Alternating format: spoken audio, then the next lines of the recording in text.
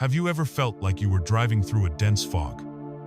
Your hands tight on the wheel, your eyes straining to see just a few feet ahead. You know you're moving forward. You can feel the engine humming, the wheels turning. You are putting in all the effort, yet you have no real sense of where you're going, or if you're even on the right road.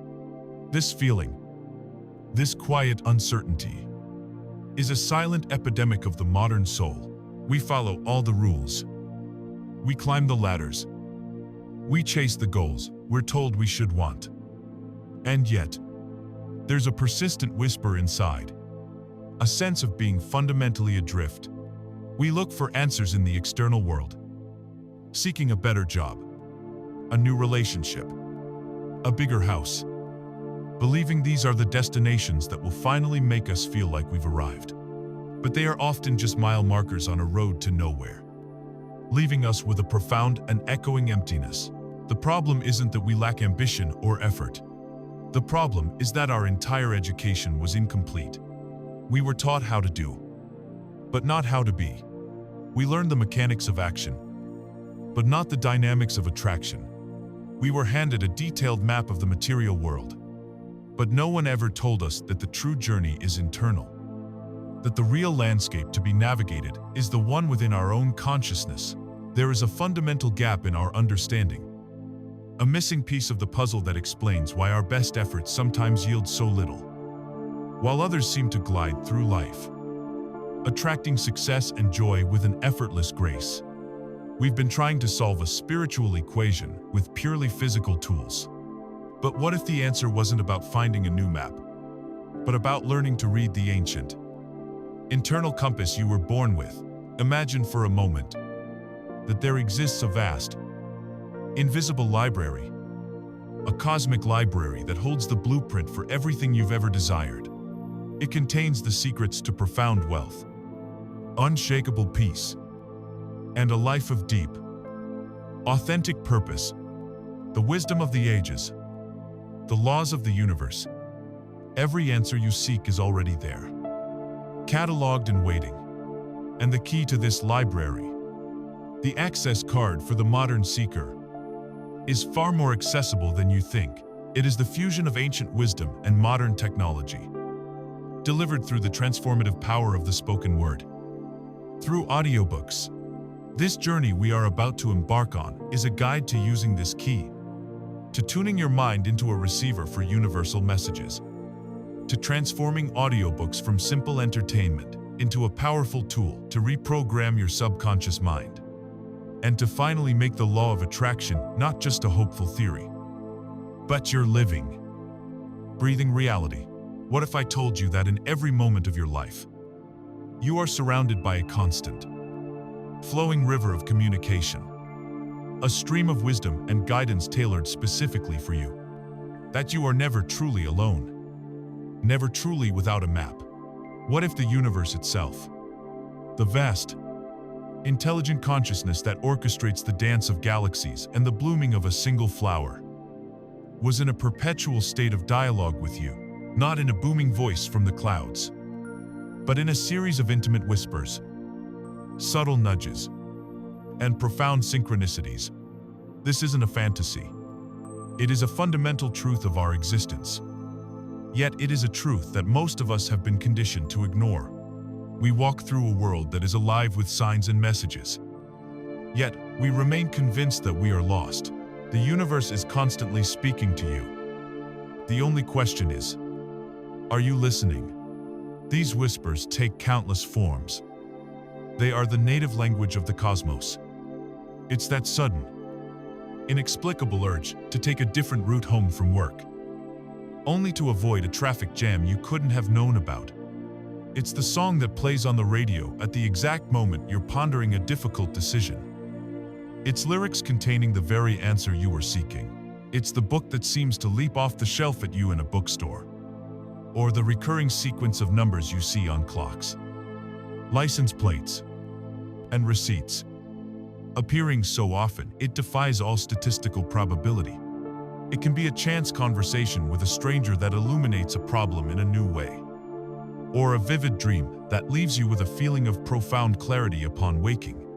These are not random, meaningless coincidences. They are cosmic breadcrumbs, strategically placed on your path by an intelligence that knows your destination and is gently, lovingly, trying to guide you there.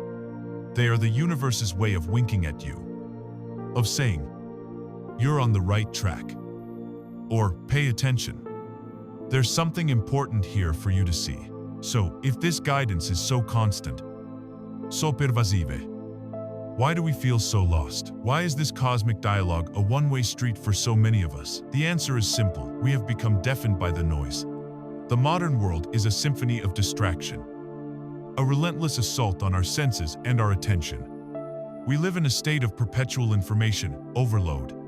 Think of your average day. From the moment you wake up, your phone pings with notifications, emails demanding your immediate attention, social media feeds parading an endless scroll of curated perfection and manufactured outrage. Your mind is a frantic beehive of activity, buzzing with to-do lists, work pressures, financial anxieties, and replayed conversations from the day before. We are trying to hear a delicate, subtle whisper while standing in the middle of a roaring construction site. Our spiritual ears, the fine-tuned instruments designed to pick up these subtle frequencies, have become numb and overwhelmed by the constant, jarring cacophony of modern life. We have forgotten what silence even sounds like, both externally and internally. And it is only in the soil of silence that the seeds of universal wisdom can truly take root. This is where we must learn the crucial difference between merely hearing and actively listening. Hearing is a passive, biological process. Your ears pick up sound waves from your environment without any conscious effort. You hear the hum of the refrigerator, the traffic outside your window, the chatter of a nearby television. It's all just background data. But listening, true listening, is a conscious, focused, and sacred act. It is the decision to pay attention, to lean in, to seek the meaning and the message within the sound. It is an act of presence. A child can hear their parents' words, but only when they truly listen do they understand the love or the warning being conveyed. In the same way, we all technically hear the whispers of the universe, but we dismiss them as random noise because we have not trained ourselves to truly listen. Similarly, we must learn the difference between looking and seeing. Looking is a physical function of the eyes, a simple act of directing your gaze. You can look at a crowded street and perceive nothing more than a chaotic jumble of people and cars. Seeing, however, is an act of perception, of recognition, of understanding the deeper pattern beneath the surface. To truly see that same street is to notice the look of kindness on a stranger's face, the intricate architecture of a building you've passed 1,000 times, the beautiful play of light and shadow as the sun sets. We are constantly looking at the signs the universe provides, but we fail to see them for what they are, to see the message. You must believe a message is being sent. You must shift your consciousness from that of a passive bystander in a random world to an active co-creator in an intelligent and responsive universe. So how do we begin to quiet the noise? How do we move from hearing to listening, from looking to seeing? You begin by intentionally creating small pockets of silence, sacred pauses in your day. This doesn't require you to retreat to a monastery for a month. It can start with just 5 minutes. Tomorrow morning, before your hand reflexively reaches for your phone, give yourself the gift of 5 minutes of stillness. Just sit with your eyes closed. Breathe. And do nothing. Don't try to force anything. Just create an empty space. In that space, you can ask a gentle question. Universe, what do you have for me today? And then, of you just listen. Don't hunt for an answer. Just listen to the silence. Turn your commute into a moving meditation. For just 10 minutes of the drive, turn off the podcast, turn off the news, and just be present. Notice the world outside your window. Listen to the rhythm of your own breathing. This is not wasted time. This is the act of tuning your instrument. It is cleaning the static from your cosmic radio so the broadcast can come through with greater clarity. There is an old story of a man who found himself hopelessly lost in a vast, dense forest. As darkness began to fall, panic set in. He did what most of us would do. He began to fight. He shouted for help until his voice was raw. He ran in frantic circles, thrashing through the undergrowth, wasting his energy and becoming even more disoriented. This is the metaphor for our own lives when we feel lost. We engage in frantic, noisy, external action. Finally, utterly exhausted and defeated, the man collapsed at the base of a large tree. He surrendered. In that moment of complete stillness, with his own panicked shouting finally silenced, he heard it. It was a sound so faint, so subtle, he never would have noticed it before. The gentle, rhythmic sound of trickling water. Hope surged through him. He rose, and with focused intent, he listened, following the sound until it led him to a small stream. He knew the stream would eventually lead to a river, and the river to civilization. His salvation was not in the shouting, but in the silence that allowed him to hear. The guidance, the path to safety, was present all along. He only needed to become quiet enough to perceive it. Your life is no different. The guidance you seek, the solutions you crave, the next step on your path, it is all being communicated to you. Right now, the universe is not withholding its secrets.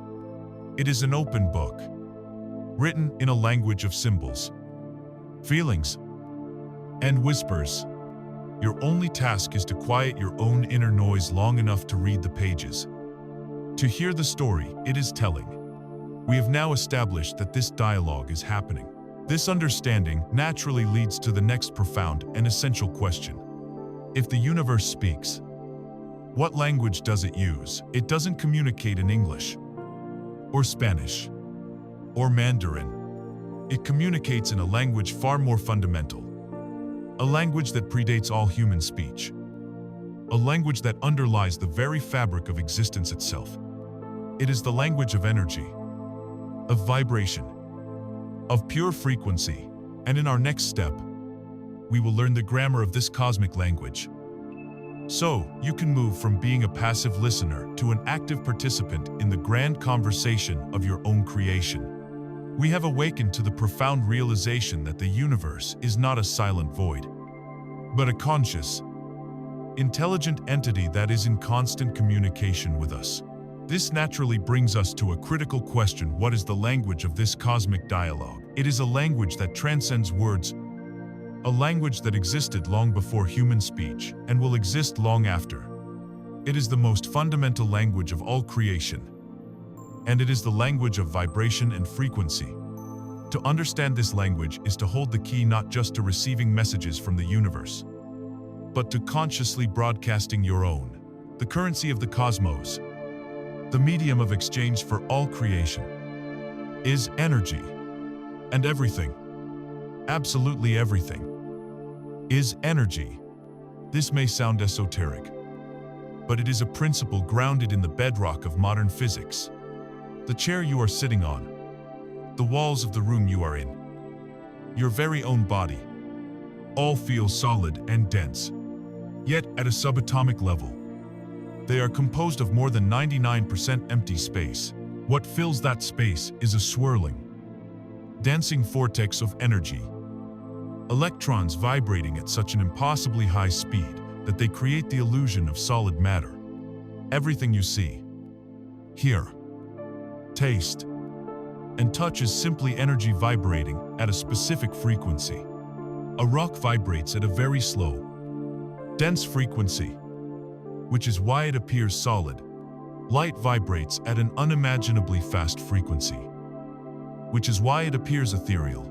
The notes of a symphony are distinct from one another only because their sound waves vibrate at different frequencies. This is the foundational law of the universe, the law of vibration. and it states that nothing is at rest. Everything moves. Everything vibrates. And this law applies not just to the physical world, but to the world of your thoughts and emotions. Every single thought you think and every emotion you feel is not just a chemical reaction in your brain. It is a pulse of energy, a distinct vibration that you are broadcasting out into the universe. Think of it like this: the universe is like a colossal radio station, broadcasting on every conceivable frequency at all times. There is a frequency for boundless joy, a frequency for perfect health, a frequency for unconditional love, and a frequency for staggering abundance. These channels are always on the air, 24 hours a day. Simultaneously, there are frequencies for despair, sickness, loneliness, and lack. They too are always broadcasting. Your emotional state, your dominant feeling place, is the tuner on your personal radio. Your feelings are your vibrational indicator. If your dial is tuned to the frequency of fear, let's call it 88.5 FM, you can only pick up experiences, people, and circumstances that resonate with fear. You simply cannot hear the symphony of joy playing on 105.1 FM. It's not that the joy frequency isn't real or available to you. It's that you are not vibrationally aligned with it. Your task in life is not to create abundance, but to tune your own frequency to match the frequency of abundance which already exists. To make this more tangible, you can imagine an emotional scale or ladder. At the very top, you have the highest, fastest, and most powerful frequencies. These are the emotions of love, joy, gratitude, empowerment, and appreciation. When you are in these states, you feel light, expansive, open, and unlimited. Your energy is high, and you are a powerful magnet for other high-frequency experiences. At the very bottom of the ladder, you find the lowest, slowest, and most dense frequencies. These are the emotions of fear, grief, despair, shame, and guilt. When you are in these states, you feel heavy, contracted, closed off, and victimized. The world seems like a dark and hostile place. The key here is to understand that you do not need to leap from the bottom of the ladder to the top in a single bound. In fact, trying to do so often feels false and creates even more resistance. The work is simply to reach for a thought that feels slightly better. To move from despair to anger is actually a step up in vibration. Anger, while negative, has more energy and power than despair. To move from anger to blame is another step up. From blame to frustration. From frustration to hope. From hope to optimism. Each step up the ladder brings you into a new vibrational stratum, allowing you to perceive and attract a better feeling reality.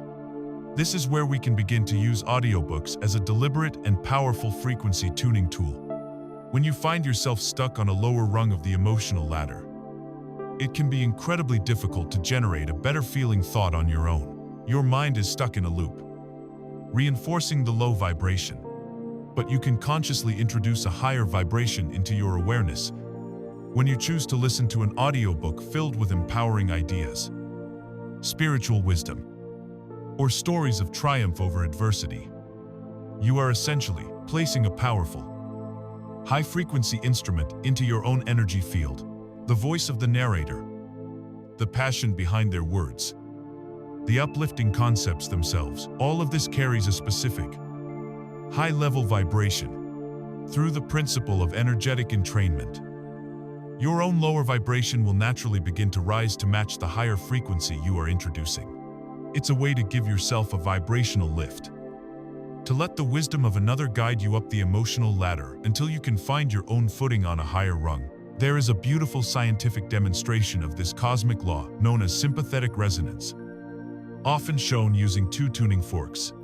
Imagine two identical tuning forks, both calibrated to produce the exact same note. Let's say a middle C. They are placed a short distance from each other on a wooden block. You take a small mallet and strike the first tuning fork. It immediately begins to hum, vibrating intensely and emitting the pure tone of middle C. Now, you watch the second tuning fork. Even though nothing has touched it, it magically begins to vibrate and hum with the exact same tone and intensity as the first. It has picked up the vibrations through the air and the connecting block and has begun to resonate in perfect sympathy. This is not magic, it is law. Now, see yourself as the first tuning fork. The reality, you desire the loving relationship. The successful business. The healthy body is the second tuning fork. Your job is not to run over and physically strike the second fork into submission. Your job is to make yourself vibrate at the frequency of your desire. When you consistently think the thoughts and, more importantly, I feel the feelings of already having what you want, you begin to hum with that specific frequency, and by the infallible law of sympathetic resonance, the universe has no choice but to make the physical reality of your desire begin to vibrate, to move from the unseen into the seen, and to be drawn into your experience. So we now understand this fundamental cosmic currency. The universe doesn't respond to your pleas or your begging. It responds only to your vibration.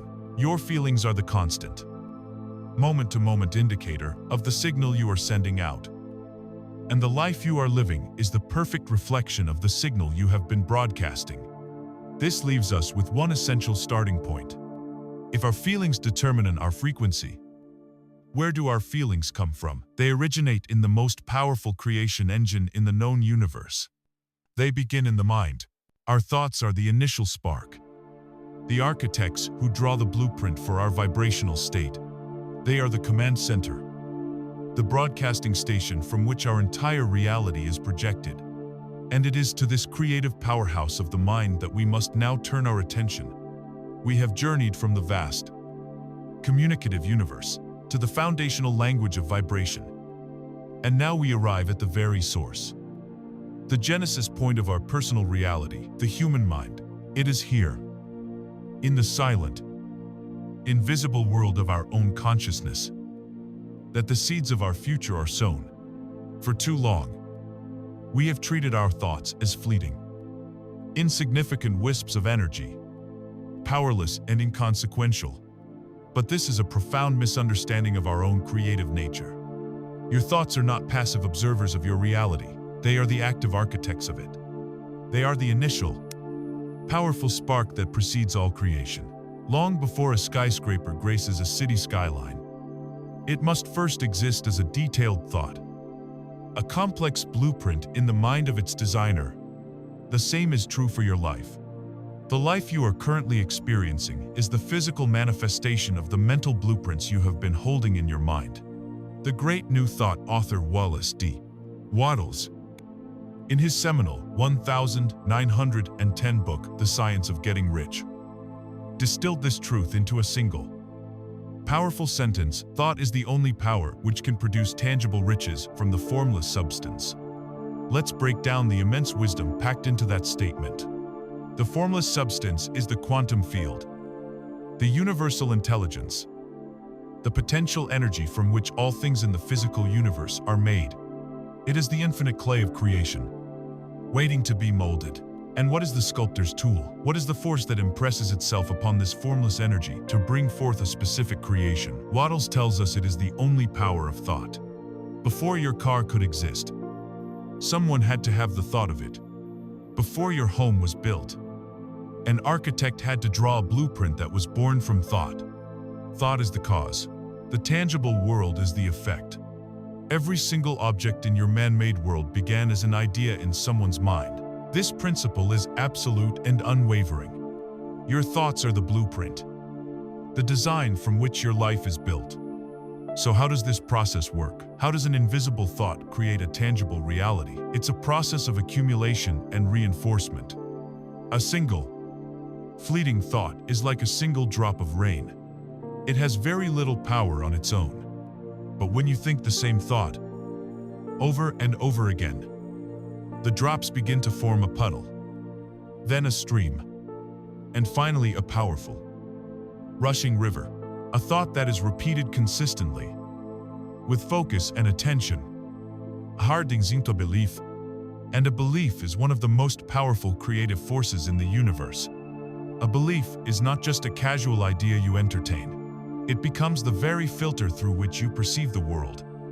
If you hold the deep-seated belief that money is hard to come by and that opportunities are scarce, your belief doesn't just reflect your reality. It actively generates it. It acts as a set of blinders, forcing you to overlook any evidence to the contrary, while highlighting every single piece of information that confirms your initial premise. Your beliefs become a self-fulfilling prophecy. This is not just spiritual philosophy, it is a documented function of your own neurology. Deep within your brainstem is a bundle of nerves called the reticular activating system, or RAS. The job of the RAS is to act as a filter, a gatekeeper for the billions of bits of information your senses are bombarded with every single second.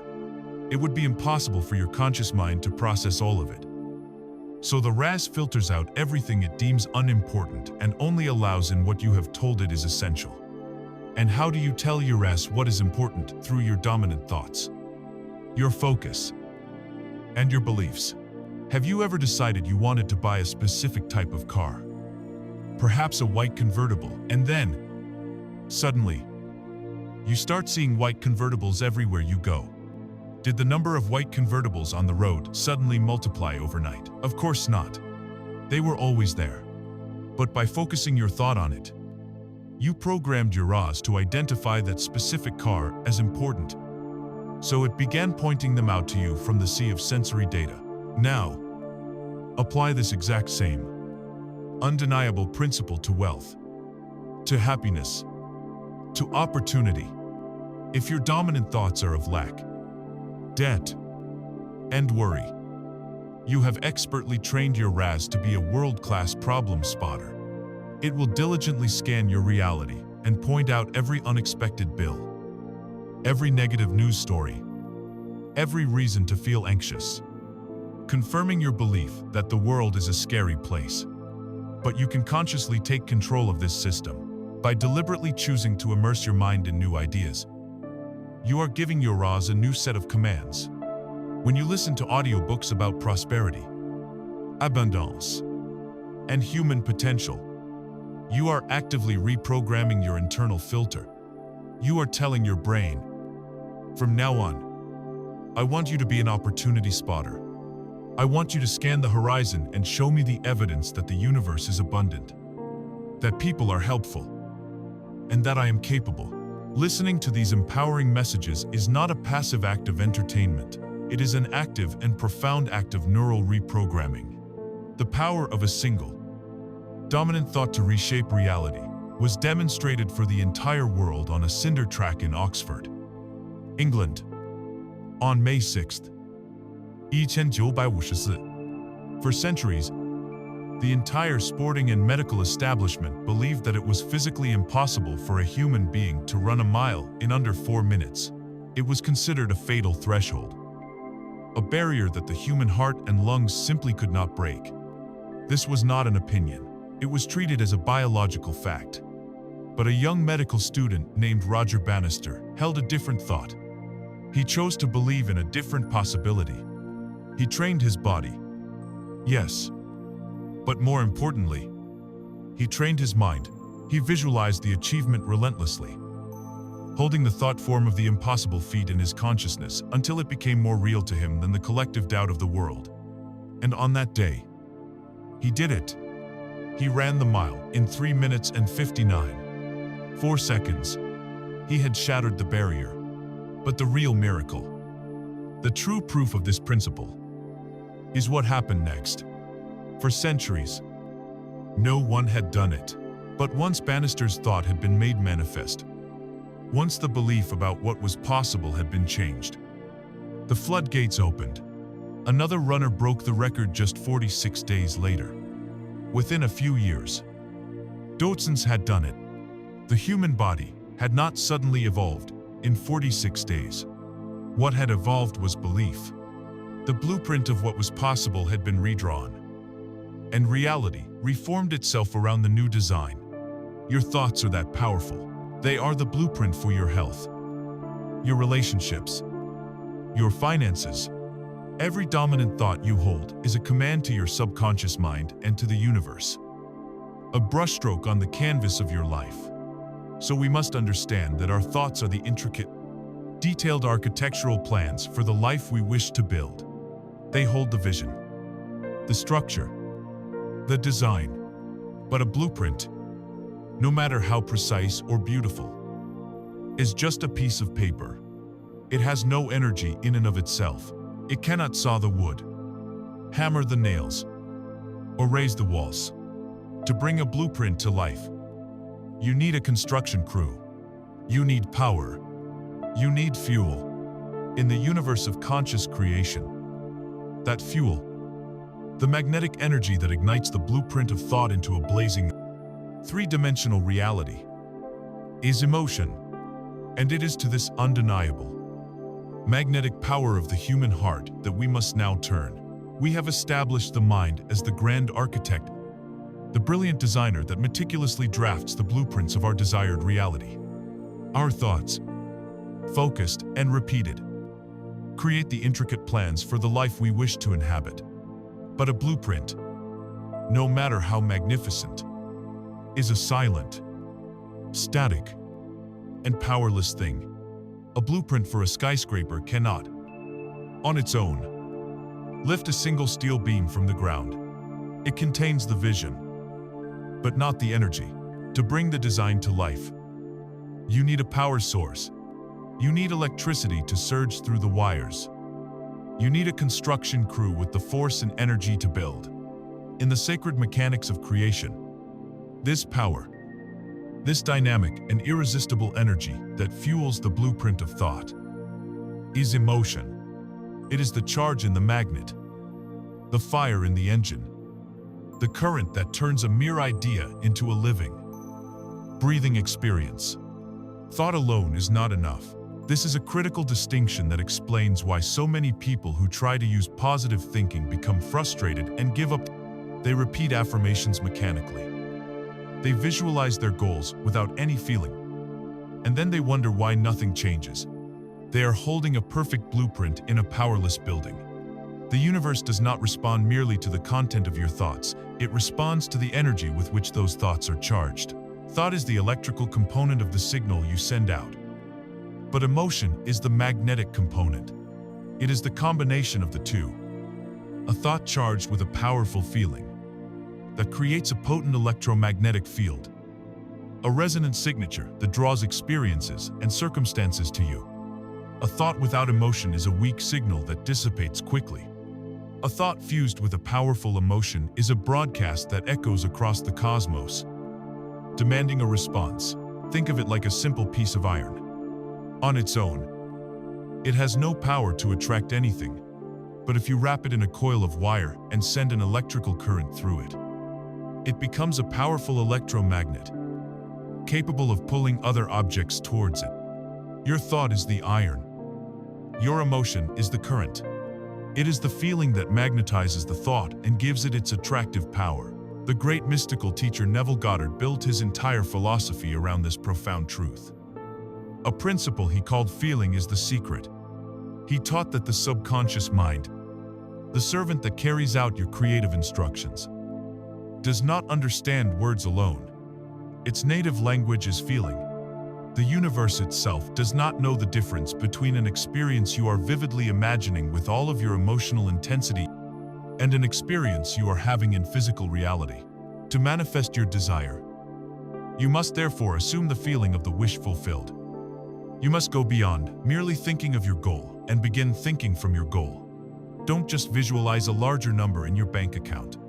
Instead, close your eyes and generate, within your own body, the actual feeling of security, of freedom, of ease, of generosity that you believe that money would give you. Don't just create a mental image of a loving partner.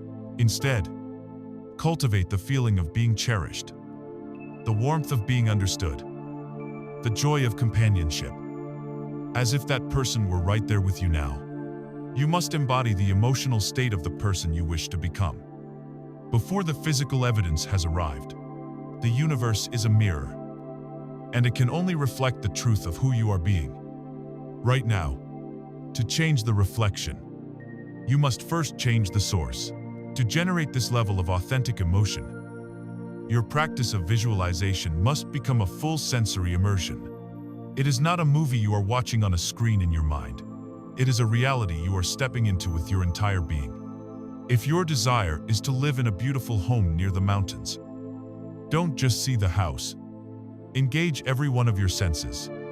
What do you hear? The sound of the wind sighing through the pine trees. The crackle of a fire in the hearth. What do you smell? The rich scent of evergreen. The clean, crisp mountain air after a rainstorm. What do you feel? The solid weight of a ceramic coffee mug, warm in your hands. The soft texture of a woolen blanket on your lap. Who are you with? See the look of contentment on your loved one's face as they share this peaceful moment with you. Now, as you build this multi-sensory experience, anchor yourself in the dominant emotion it creates. Is it a feeling of profound peace, a sense of deep security, an overwhelming gratitude? Identify that core feeling. That feeling is the destination. That feeling is the magnetic signature of your wish fulfilled. This practice of living in the end is the most direct and powerful way to charge your blueprint with creative energy. Here again, audiobooks can serve as a potent ally in this emotional work. A truly skilled narrator is a master of emotional conveyance. They do not simply read words from a page. They transmit the feeling behind the words through the tone, cadence, and passion of their voice. When you listen to a biography of someone who overcame incredible odds, you don't just learn about their victory. A great narrator makes you feel the struggle and the triumph in your own heart. When you immerse yourself in the teachings of a spiritual master who speaks of unconditional love, their resonant voice can help you access that feeling within yourself. Audiobooks provide an emotional soundtrack for your creative work. They can be a powerful catalyst, an emotional jumpstart that helps you get into the desired feeling state. A state that might be difficult to conjure on your own when you are feeling tired, stressed, or discouraged. They help you practice what it feels like to be the person you want to be. Perhaps the most perfect analogy for this process is that of a method actor preparing for a demanding role. A novice actor might just learn their lines. Their performance would be technically correct, but emotionally hollow and utterly unconvincing. A great actor, however, it does so much more. They do not just learn the script, they seek to become the character. They research their character's history, motivations, fears, and passions. They work tirelessly in private to generate the authentic emotions of the character within their own nervous system. When they finally step onto the stage or in front of the camera, they are no longer pretending to be joyful or heartbroken. For that moment, they are joy. They are heartbreak. And because their emotion is real and palpable, the audience believes them. The character becomes real. To manifest your desired life, you must become a method actor for the greatest role you will ever play, the role of your ideal self. Your desired life is the script. Your affirmations and visualizations are your lines. And your sacred work is to inhabit the emotional reality of that character so fully, so completely, so authentically, that the universe, your great audience, has no choice but to believe your performance and give you the standing ovation of a physical reality that perfectly matches it. Thus, we see the sacred marriage of the mind and the heart. Thought is the architect that draws the map, but emotion is the fuel and the vehicle that makes the journey. They are the inseparable yin and yang of conscious creation. A clear thought without emotion is a car with no gasoline. A powerful emotion without a clear thought is a powerful engine with no steering wheel, just spinning its wheels in chaos. It is the fusion of a clear intention with an elevated emotion that unleashes your true, godlike power to create. Yet, as we begin to practice this, as we dare to feel the joy of a future that has not yet been made visible, A powerful and ancient gatekeeper often rises up from the depths of our own mind to challenge us. It is the cold voice of logic, the insidious whisper of doubt, the familiar grip of resistance that says, "Stop this foolishness. Who are you kidding? This isn't real." This internal saboteur, this guardian at the gate of our potential, must be understood and befriended if we are to proceed. And it is to this crucial art of releasing doubt and truly allowing our good to flow to us that we must now direct our full attention. We have stood in the creative workshop of the mind, drafting the blueprints of our desires with focused thought. We have ventured into the furnace of the heart, fueling those blueprints with the magnetic, creative fire of emotion. In those sacred moments of visualization, we have touched the reality of our dreams. We have felt the profound joy of the wish fulfilled. It is a powerful, exhilarating, high-flying state of being. But then, almost inevitably, comes the thud. It is the jarring return to what we perceive as our current reality. It is the moment the door of the mind creaks open and a familiar, uninvited guest shuffles in and out, cloaked in the cold gray robes of doubt and reason. This guest, this internal saboteur, whispers the insidious questions. Who are you kidding? This is just make-believe. Look around you. Nothing has changed. It's never worked before. Why would it work now? This voice, this feeling, this vibrational countercurrent has a name. It is called resistance. And understanding and befriending this force is the single most important step in moving from merely dreaming of a new reality to actually living in one. Resistance is not an external enemy. It is a part of you, a misguided internal protector that is trying to keep you safe. Based on all your past experiences, your childhood conditioning, and the collective beliefs of the society around you, this part of you has learned that it is dangerous to hope, that it is painful to want something and not get it. And so, its strategy is to prevent you from getting hurt by convincing you not to even try, or by sabotaging your belief before it can take root. Resistance is any thought, belief, or emotion that is in vibrational opposition to your desire. It is trying to tune your radio to the frequency of joy at 105.1 FM, while a part of your own mind is simultaneously broadcasting static on the frequency of fear at 88.5 FM. The result is a garbled, ineffective signal. These resistant thoughts are the dams you build in the river of your own well-being. The universe is constantly flowing a stream of abundance, health, and love towards you. But your resistant thoughts, "I'm not good enough. It's too good to be true. I don't deserve it. Where is it already?" are the stones and concrete that block that natural, benevolent flow. One of the most subtle and powerful forms of resistance lies in a great paradox, the paradox of wanting. In our logical world, it seems that the more you want something, the more likely you are to get it, because it should spur you to action. But in the world of energy and vibration, desperate wanting is a profound statement of absence. When you stand in your current reality and you scream into the universe, "I want more money," the dominant vibration you are emitting is not one of money, but one of wanting. The feeling behind the want is, "I do not have enough."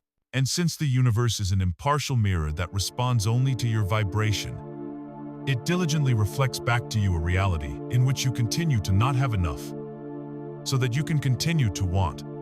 Frantic, needy, desperate wanting is a prayer for the continuation of lack. The shift we must make is from the stressful energy of wanting to the peaceful, powerful energy of allowing. It is a shift from the vibration of "I need this to happen" to the vibration of "I would love for this to happen, and I know that it is on its way to me in perfect timing." It is the difference between chasing a butterfly, crashing through the garden and scaring it away, versus sitting still, becoming as beautiful as a flower, and allowing the butterfly to land on your shoulder. This brings us to the sacred art of letting go.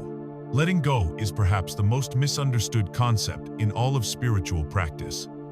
It does not mean giving up on your desire. It does not mean becoming passive or apathetic. It means giving up your obsessive, anxious control over the how and the when of its manifestation. It is an act of profound spiritual maturity and trust. It is you, as the chief executive officer of your life, deciding on the ultimate vision, the what and the why, and then trusting the universe, your chief operating officer with its infinite intelligence, to handle the logistics and implementation, the how. Imagine ordering a magnificent meal from a cosmic kitchen.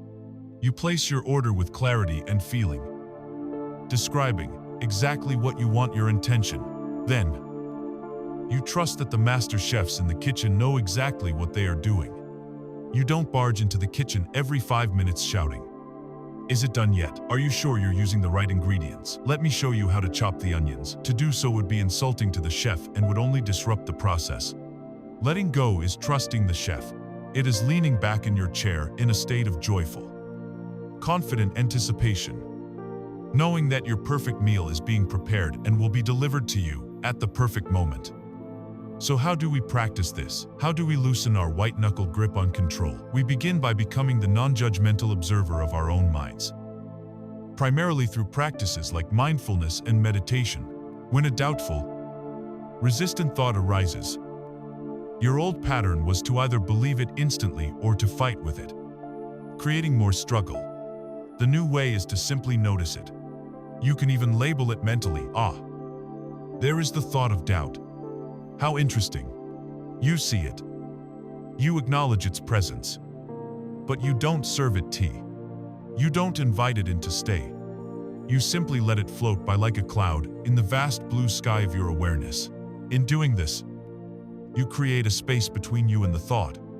And in that space, you realize a life-altering truth. You are not your thoughts. You are the silent, spacious awareness that is noticing the thoughts. This is freedom. Meditation is the formal practice of cultivating this awareness. It is the daily exercise of letting go of thoughts, letting go of resistance, and returning, again and again, to the silent peace of the present moment. It strengthens your allowing muscle. There is a simple, powerful metaphor for this entire process. Imagine you are standing in a swimming pool, holding a small cork in your hand. You push the cork down beneath the surface of the water and hold it there. The nature of the cork is to float. Its natural state is to be on the surface, bobbing in the sunlight. Your desire is like that cork. Its natural state is to be manifest in your reality. The universe wants you to have it. Resistance is the act of your hand, your effort, your tension, holding that cork underwater. It takes constant strain to keep it there. It is an act that goes against natural law, and your arm grows tired. This feeling of strain and struggle is exactly what resistance feels like in your life. So what is the great, complex, difficult secret to making the cork float? There is no secret. All you have to do is open your hand. The art of allowing is simply the act of uncurling your fingers. You don't need to push the cork to the surface. You don't need to help it get there. You simply have to stop the one activity that is preventing it from being where it naturally belongs. The moment you release your resistance, the moment you let go, the cork, by its very nature, instantly and effortlessly rises to the surface. Your desires will be drawn to you with that same ease and effortlessness the moment you stop holding them away with your own doubt and worry. Resistance, then, is the only obstacle that ever stands between you and anything you desire. It is the dam in the river, the static on the line, the hand holding the cork underwater. The art of allowing is the conscious, gentle, trusting release of that resistance. It is the profound shift from striving to surrendering, from controlling to trusting, from wanting to knowing. As we practice this art of letting go, as we release the heavy burdens of doubt and the illusion of control, we create a beautiful, clear, receptive space within our energy field. This space acts as a vibrational vacuum, and the universe will rush to fill it. So the question becomes, what is the most powerful, high-frequency energy we can use to fill that newly cleared space. What is the one emotional state that can supercharge our manifestations and signal to the universe that we are ready to receive? It is the emotion that is both the beginning and the end of all conscious creation. It is the native frequency of abundance itself. It is the state of gratitude. And it is to this supreme, creative accelerator that we will now turn. In the last step of our journey, we learn the sacred art of letting go, of opening our hands to release the tense grip of resistance and doubt. In doing so, we create a beautiful, clear, receptive space within our own energy field. This clearing of our internal landscape is essential, for it makes way for the most powerful and transformative force in the universe to enter. If resistance is the static that blocks the divine broadcast, then this next principle is the amplifier that magnifies the signal until it becomes an undeniable reality. This force is not a complex technique or a difficult practice. It is an emotion, a state of being that you already know. It is the master key that unlocks every door. It is the native frequency of abundance itself. It is the supreme creative accelerator known as gratitude. We must begin by elevating our understanding of what gratitude truly is. In our society, we have often relegated gratitude to a simple, polite transaction. Someone gives you a gift, and you say, "Thank you." Someone holds a door for you, and you offer a passing nod of thanks. This is common courtesy, but it is not the creative force we are speaking of. The gratitude that reshapes worlds is not an action you perform, but a state you inhabit. It is a continuous, vibrational state of appreciation for the good that already exists in your life. Right now, it is the ultimate state of allowing, because to be truly grateful is to be in a state of active, joyful receiving. When you are feeling gratitude, you are emotionally and vibrationally acknowledging that you have already received goodness.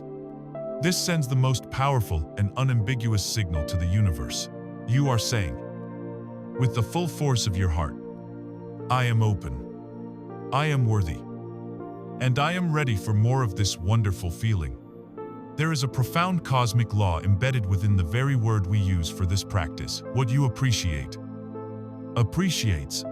This is not just a clever play on words. It is a literal, metaphysical truth. The word appreciate holds a powerful dual meaning. Its primary meaning is to be thankful for something. Its secondary meaning, used in finance and economics, is to increase in value. This is the universe hiding a great secret in plain sight.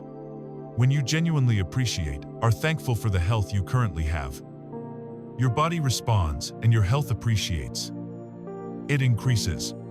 When you appreciate the love that exists in your life, even if it's just the love for a pet, that love appreciates.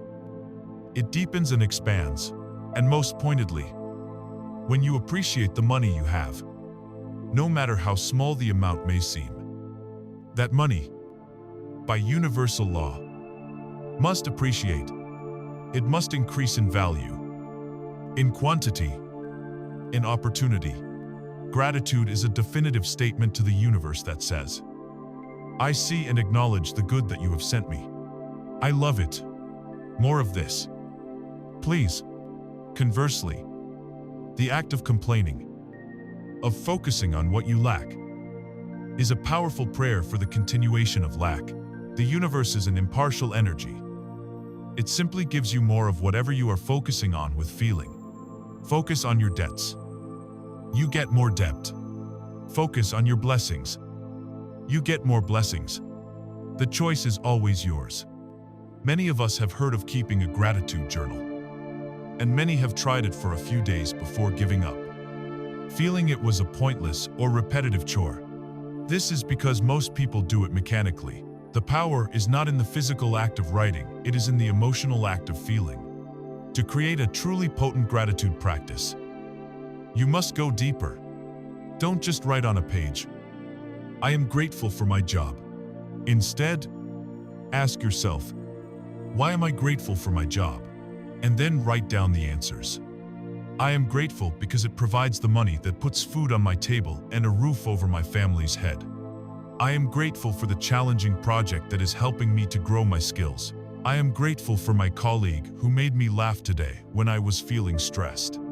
Then, as you write or think about these specific reasons, close your eyes for a moment and allow the actual feeling of security, of growth, of friendship to wash over your body. The power is not in the ink on the page, it is in the emotion you generate in your heart. This transforms the practice from a mundane list-making task into a sacred ritual of manifestation. A daily session where you are actively tuning your vibration to the frequency of abundance. You can amplify this practice by infusing gratitude into the mundane moments of your life. We all have chores and tasks that we often perform with a sense of drudgery or resentment. Think of commuting, washing dishes, folding laundry. You can transform these moments from vibrational dead zones into powerful opportunities for alignment by listening to an audiobook that discusses gratitude, spirituality, or positive psychology during these times. You create a gratitude bubble. You are immersing your consciousness in high-frequency ideas, turning what was once a mindless task into a productive session of reprogramming your subconscious mind. You are consciously choosing to marinate your mind in the energy of appreciation, making it your default state of being. There is a simple yet life-altering story told by Rhonda Byrne in her book The Magic, concerning a practice known as the Gratitude Rock. The story centers on a man whose life was in utter turmoil. His business was on the brink of collapse. His relationships were fractured, and he was sinking into a deep despair. He was given a single, almost childishly simple instruction. He was to find a small, smooth stone, something that could fit in his pocket. The only rule was this: every single night, before he went to sleep, he was to take the stone in his hand, and he had to think back through his entire day and find the one best thing that had happened to him. No matter how terrible the day, he had to find one thing. It could be a delicious cup of coffee, a moment of sunshine on his face, a kind word from a stranger. Upon identifying that one good thing, he was to hold the stone and, with all the feeling he could muster, say the words, "Thank you for that specific gift." This simple act began a profound shift. At first it was difficult, but soon he found himself actively looking for good things during his day, because he knew he would need to find one for his nightly ritual. His reticular activating system, the filter in his brain, was being systematically reprogrammed to seek the positive instead of the negative, by consistently focusing on what was going right instead of what was going wrong. He fundamentally shifted his point of attraction. His mood lifted. New ideas for his business began to flow. His relationships started to heal. His entire world transformed. All from the simple, consistent act of focusing on a single blessing each day. This story reveals a vital truth: you do not need grand gestures to create grand results. Small, consistent acts of focused gratitude have immense creative power. Gratitude, therefore, is not a passive thank you. It is the active, vibrational alignment with the source of all good. It is the ultimate state of faith, acknowledging the blessings you have and trusting that more are on the way. It is the language of miracles, the frequency of abundance, and the fastest and most effective way to dissolve resistance and become a magnet for the life you desire. It is the ultimate expression of allowing. As we begin to master this state and practice gratitude, we open our eyes to the wealth and beauty that is already all around us. However, for many of us, even as we become more grateful, there remains one area of stubborn resistance, a deeply ingrained set of limiting beliefs around the specific topics of money, success, and wealth. It is a pervasive scarcity mindset, a virus in our mental software, often inherited from our families and our culture, that can block the flow of financial prosperity. To unlock our full potential for abundance, we must now face this specific programming head-on. We must learn how to find this faulty code and rewrite it. We must learn to shatter the scarcity mindset and rewire our brains for wealth. With the high-frequency engine of gratitude now humming within us, we have learned to see and magnify the good that already exists in our lives. This practice opens our hearts and makes us receptive to the universal flow of well-being. And yet, for so many of us, there is one specific area of life where the flow remains constricted, where an invisible barrier seems to stand firm no matter how grateful we are. This is the area of financial prosperity. It is as if our consciousness has a specific firewall built around the topic of money, deflecting the very abundance we seek. This firewall is not external, it is an internal program, an entire operating system that runs in the background of our minds. This operating system is called the scarcity mindset. And to experience true, holistic abundance, we must be willing to uninstall this faulty, outdated program and consciously install a new one. The scarcity mindset is the deeply ingrained belief that resources are limited and that life is a zero-sum game. It is the core assumption that there is a finite pie of success, wealth, and happiness in the world. And if someone else gets a large slice, that means there is less left over for you. This belief, often operating at a completely subconscious level, is the source of immense struggle. It breeds jealousy when we see others succeed. It creates a gnawing fear of loss and anxiety about the future. It forces us into a state of constant, stressful competition with our fellow human beings. A person operating from scarcity lives with a clenched fist, afraid to let go of what little they have, and therefore unable to open their hand to receive anything more. They make decisions from a place of fear, not opportunity. They stay in soul-crushing jobs because they fear they can't find another. They are afraid to invest in their own growth. And they hoard their resources, not out of wisdom, but out of a terror that the well is about to run dry. In stark contrast to this is the abundance mindset. This is the operating system of the universe itself. It is the core belief that resources are infinite and that we live in a constantly expanding, benevolent reality. A person with an abundance mindset believes that the pie is not only big enough for everyone, but that it is constantly growing larger. They see the success of others not as a threat, but as inspiring evidence of what is possible. It proves that the pie exists and it is delicious. This belief system fosters collaboration over competition, creativity over fear, and generosity over hoarding. Someone operating from abundance lives with an open hand, trusting that as they give freely of their time, talent, and resources, the universal flow will bring even more back to them. They see opportunities where the scarcity mindset sees only problems. They understand that creating value for others is the surest way to attract wealth to themselves. They trust in the endless flow of creation. The critical thing to understand is that we did not consciously choose our initial mindset. For most of us, the scarcity program was downloaded into our minds when we were children. A child's mind is like an open and highly suggestible computer, with no antivirus software installed. We absorb the attitudes, beliefs, and anxieties of the people and the culture around us.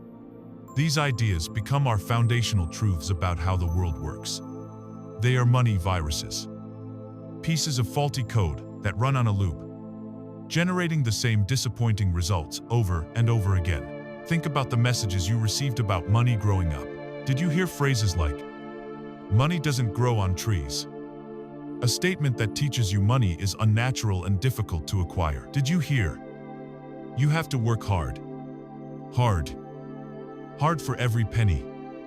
A belief that inextricably links income with struggle and exhaustion, effectively blocking any path to easeful wealth. Perhaps you heard, "Rich people are greedy and dishonest." A virus that creates a terrible internal conflict, forcing your subconscious to sabotage your financial success in order to preserve your identity as a good person. Or the classic, "We can't afford that." A simple statement of fact that, when repeated hundreds of times, becomes a powerful affirmation that creates a lifelong reality of limitation. To shatter this mindset, you must first become an archaeologist of your own beliefs.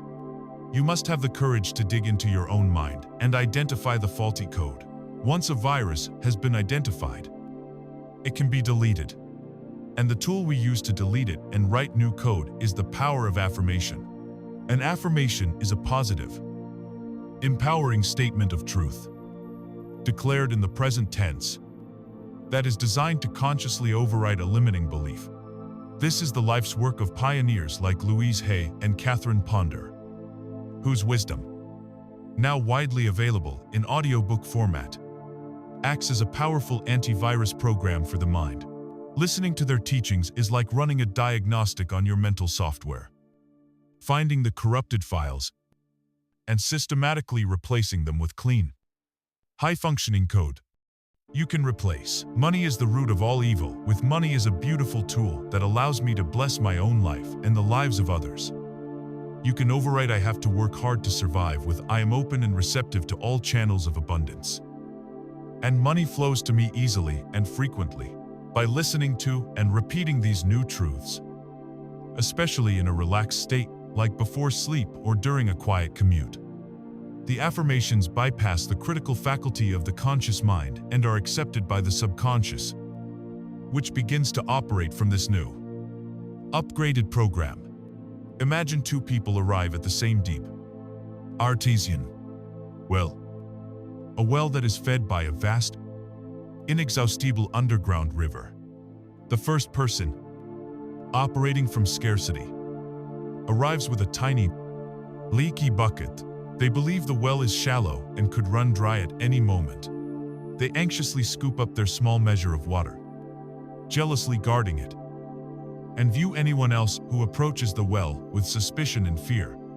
The size of their bucket and the fear in their heart, their mindset, will forever limit the amount of water they can receive, regardless of how abundant the source truly is. Now, imagine the second person, who operates from abundance. They approach the same well, but they see it for what it is, the opening to an infinite source. They don't bring a bucket, they bring a pipeline. They see the potential not just to get water for themselves, but to create a system that allows the water to flow continuously and freely, not just to them, but to their entire community. They trust the source. They work in joyful harmony with it. The well is the same. The universe's abundance is the same for everyone. It is the mindset of the individual that determines whether they experience a leak or a pipeline. Your financial reality, therefore, is not a reflection of the economy, your job, or your past. It is a direct reflection of your internal operating system. You have the inherent power to drag the old scarcity virus into the trash bin and install the clean, efficient, and powerful software of abundance. It is a conscious choice that begins with identifying your limiting beliefs and choosing new ones. Upgrading this mental software is the foundational first step that changes your entire energetic signature. But a new operating system is only useful when you begin to run new applications on it. You must now begin to act in alignment with this new belief in abundance. This does not mean a return to the old ways of stressful, disparity action. It means learning to listen for and respond to a new kind of impulse, an inner nudge that flows from a place of ease, intuition, and joy. This is the crucial difference between grueling hard work and graceful, inspired action. And it is to this elegant and powerful path of least resistance that we now turn our full attention. We have now arrived at a crucial juncture in our journey of understanding. We have learned to reprogram our minds from scarcity to abundance, shattering the limiting beliefs that have held us captive. This is the foundational, internal work, the upgrading of our mental and vibrational software. But a common question, and a source of great confusion, arises at this point. What about action? Is the law of attraction simply a passive waiting game? This is a fundamental misunderstanding that has led many astray. Action is not only necessary, it is an essential and joyous part of the creative process. The universe does not reward passivity. However, The type of action you take is the single greatest determinant of whether your path is one of struggle or one of grace. We must learn to distinguish between the rocky, exhausting, uphill path of hard work and the smooth, flowing, downstream current of inspired action. Let's first deconstruct the paradigm of hard work that has been glorified in our culture. The hustle and grind mentality, the no pain, no gain philosophy, is born directly from the scarcity mindset we just explored. It is rooted in the deep-seated, fearful belief that, if I don't force this to happen, it will never happen. It assumes that the universe is either indifferent or actively resistant to our desires, and that we must wrestle our goals into submission through sheer brute force. This type of action feels heavy. It is depleting. It is the feeling of pushing a massive boulder up a steep hill. You might strain every muscle. You might sweat and struggle. And through immense effort, you may even move the boulder a few feet. But the moment you stop pushing, the moment you pause to catch your breath, the boulder threatens to roll right back down, crushing you beneath its weight. This is the life of the striver, the grinder, and there is a profound vibrational contradiction at its heart when you are engaged in constant, joyless struggle. You are emitting a powerful vibration of struggle. By the infallible laws of the universe, you can therefore only attract more circumstances, problems, and obstacles that require even more struggle. You are trying to reach a destination of joy by traveling down a road of misery. And the universe simply doesn't work that way. Now, let us turn to the elegant and powerful alternative: inspired action. Inspired action does not originate from a place of fear or lack. It does not come from the conscious mind trying to figure everything out. Inspired action is the universe responding to your aligned energy. It is the physical manifestation of the how, being delivered to you as a gift. It is an impulse you receive, not a task you force. And the feeling of it is completely different. Inspired action feels light. It feels exciting, intriguing, and often effortless. It doesn't drain your energy. It actually energizes you. It's the feeling of being pulled forward by an invisible current, rather than pushing against a wall of resistance. There is a sense of flow, of rightness, of divine timing. It feels like the next easy, logical step. An inspired action is not always a grand, dramatic gesture. More often, it is a small, quiet, intuitive nudge. It's the sudden, inexplicable urge to drive to a different grocery store, where you run into an old acquaintance who has the perfect solution to a problem you've been grappling with. It is the spontaneous desire to finally clean out that cluttered closet. And in the back, you find a long-forgotten object or document that is suddenly vital. It is the flash of insight for a new business, a new book, a new way of life that arrives not while you are slaving away at your desk, but while you are relaxing in the shower, walking in nature, or listening to a piece of music. It is the universe whispering, "Go here. Call this person. Look into this." It is the next breadcrumb on the trail, placed there for you to find, not with struggle, but with awareness. So, how do we become better at hearing these whispers of inspiration? We must create an internal environment where they can be heard. The constant noise of stress, worry, and mental chatter effectively drowns out the quiet voice of intuition. This is where our practice of consciously choosing our focus becomes so vital. By deliberately immersing yourself in high-vibration content, such as uplifting and insightful audiobooks, you quiet the static of the egoic mind. When you are in a state of gratitude, peace, or engagement with a powerful idea, your own frequency is raised. You become vibrationally aligned with the frequency of your higher self, the part of you that is in constant communication with the universe. You become a better, clearer receiver for the broadcast of inspiration. You are priming your mind to recognize a divine idea when it arrives, rather than dismissing it as a random, silly thought. Let us use a metaphor to make this distinction crystal clear. Imagine your great desire is to travel from North America to Europe across the Atlantic Ocean. The person operating from the hard work paradigm concludes that the only way to get there is to swim. They believe it is all up to them.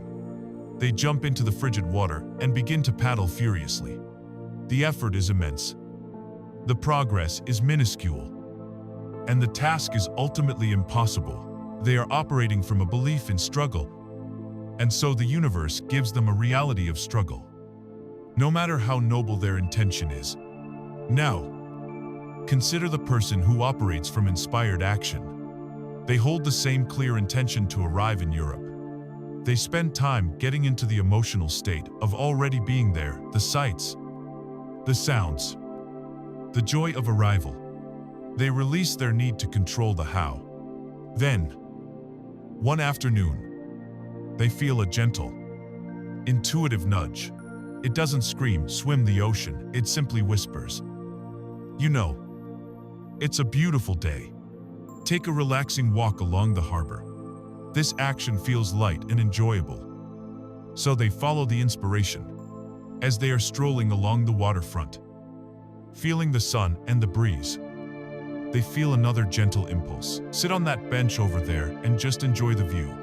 They sit, and a few moments later, a person sits next to them and strikes up a conversation. As they chat, it turns out this friendly stranger is the captain of a beautiful sailboat who is sailing for Europe in 2 days. And due to a last-minute cancellation, they have an open spot. They are looking for some good company on the journey. This is how the universe works. It does not ask you to swim the ocean. It asks you to take the easy, inspired step of walking on the beach, which puts you in the perfect place at the perfect time to meet the ship that will carry you to your destination with grace and ease. The universe is not against effort. It is against friction and struggle. The ultimate question you must ask yourself when taking action is not, "Am I working hard enough?" but rather, "What is the energy behind my action? Is this action fueled by a fearful need to make something happen, or by a joyful, intuitive pull? Are you pushing the boulder uphill, or are you gracefully steering your boat as it flows down the river?" The path of inspired action is the path of co-creation, where your effort is joyfully aligned with the effortless power of the universal flow.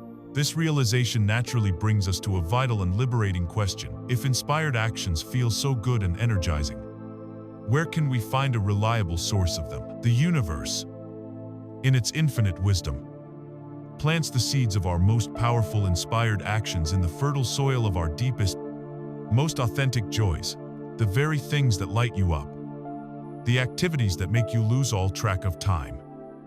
The subjects you are endlessly curious about, these are not frivolous distractions from your real work. They are divine signposts, pointing you directly towards your purpose and your path of greatest abundance. This is the art of following your bliss.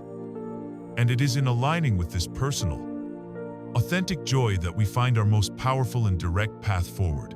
We have arrived at the beautiful, liberating understanding that our path forward is not one of struggle, but one of grace, paved by the effortless flow of inspired action. This naturally brings forth a vital and life-altering question. If we are meant to follow these inspired nudges, where do they most reliably come from? How does the universe signal to us the direction of our highest path? The answer is at once profoundly simple and radically transformative. The universe plants the seeds of your greatest inspired actions, your most meaningful contributions, and your most abundant realities in the fertile soil of your own authentic joy. The great mythologist Joseph Campbell, after studying the hero's journey across countless cultures and civilizations, distilled this cosmic truth into one iconic piece of advice: follow your bliss, and the universe will open doors for you where there were only walls. This is not just a poetic sentiment. It is a powerful spiritual technology for aligning with your soul's purpose. For too long, we have been burdened by the immense pressure of finding our one singular life purpose. We've been conditioned to think of purpose as a specific job title or a grand, earth-shattering mission. This creates a state of anxiety, a frantic search for the right answer, which only disconnects us further from our own inner knowing. We must begin by redefining purpose itself. Your soul's purpose is not a destination you must find. It is a quality of energy you are here to express. It is your unique vibrational signature. For one person, that frequency might be joyful, creative expression. For another, it might be compassionate, healing, and service. For a third, it could be innovative, logical problem solving. This core frequency can be expressed through an infinite number of jobs, hobbies, and interactions. A person whose purpose is compassionate healing could be a doctor, a kindergarten teacher, a massage therapist, a veterinarian, or simply the friend everyone turns to for comfort and advice. When you release the need to find a single job title, you are free to discover the underlying energy that you are meant to bring to everything you do. So, how do you discover this unique frequency? You use your bliss as a compass. We must distinguish here between fleeting, superficial pleasure and deep, resonant bliss. Pleasure is eating a delicious meal. It is enjoyable, but temporary. Bliss is the feeling you get when you are cooking that meal, completely absorbed in the creative process, losing all track of time. Bliss is an energizing, generative state that connects you to the core of your being. It is your soul's resonant feedback system, signaling to you when you are in alignment with your authentic self. The clues to your bliss are scattered throughout your life. What activities make you feel truly alive? What subjects are you endlessly curious about? The things you would learn about even if no one paid you to. What did you love to do as a child, before the world told you to be practical and realistic? The answers to these questions are not frivolous distractions. They are divine signposts, your soul's way of screaming, yes, this more of this feeling. This is the direction of your true north. In our quest to rediscover our bliss, audiobooks can serve as a remarkable tool of exploration and confirmation. They offer a low-risk, high-reward way to explore the curiosities that your soul nudges you toward.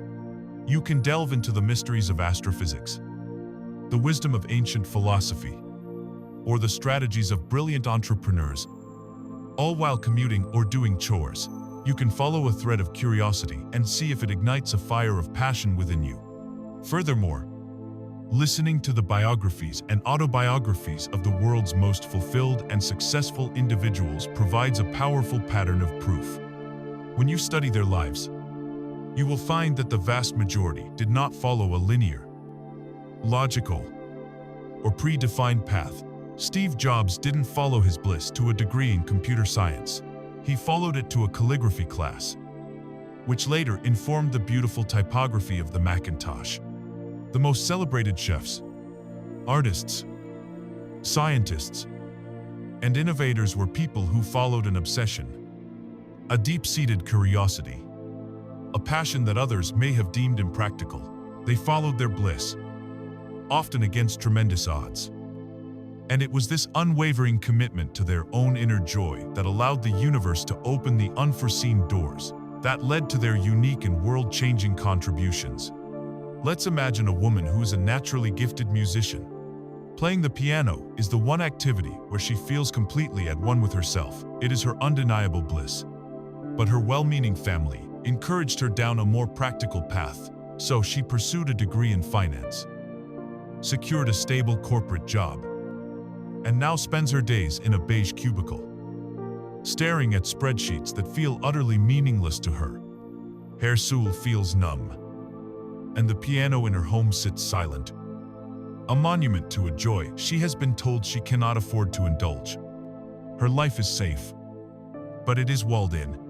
One day, feeling the deep ache of this inner void, she makes one small, rebellious decision. She commits to giving herself just 30 minutes each evening to honor her bliss.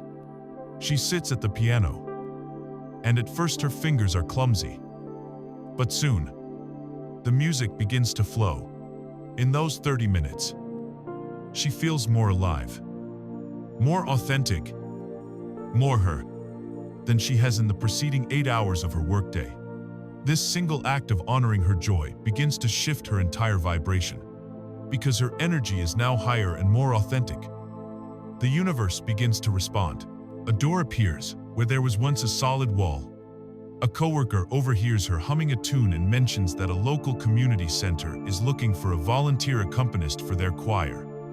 She says yes. The experience fills her with joy.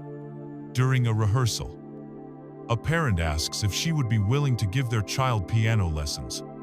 A second door opens. She starts with 1 student, then 2, then 5. She feels an inspired idea to start a social media account where she shares short, beautiful pieces of music. Her palpable joy in the videos attracts a small but dedicated follower. One day, someone comments, "I would pay for a full recording of this." A third door swings wide open. The old wall, the collective belief that you can't make a living with music, has crumbled before her. She didn't achieve this by forcing a career change.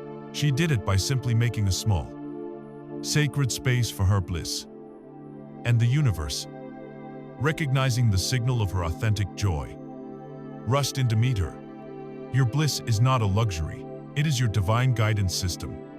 It is the most practical and direct path to aligning with your soul's purpose.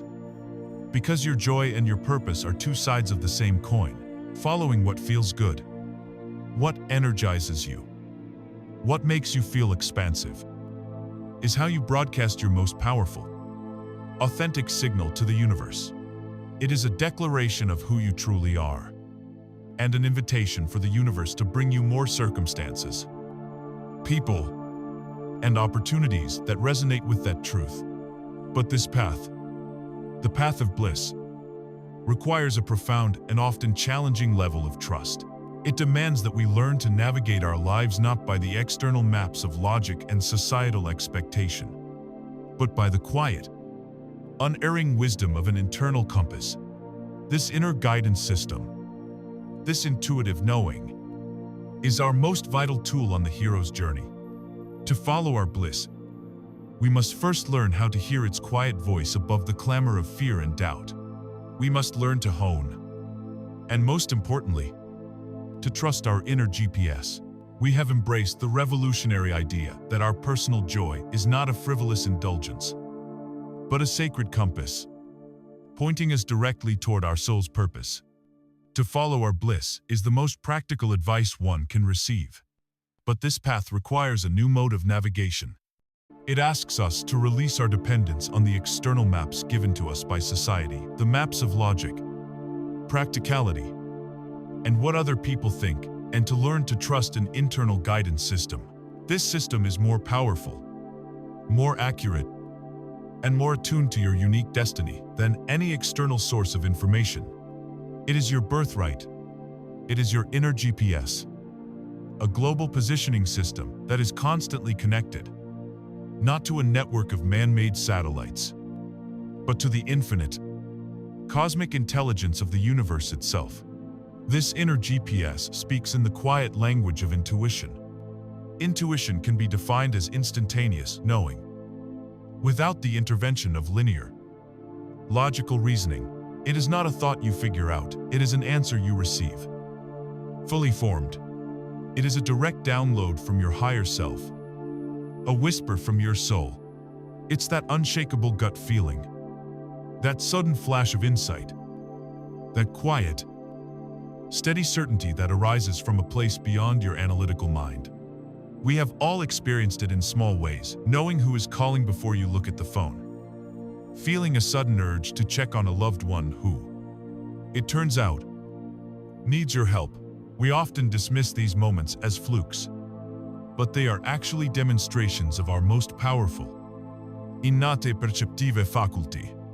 Honing this faculty, learning to trust it as your primary guide, is the master skill for navigating the path of bliss.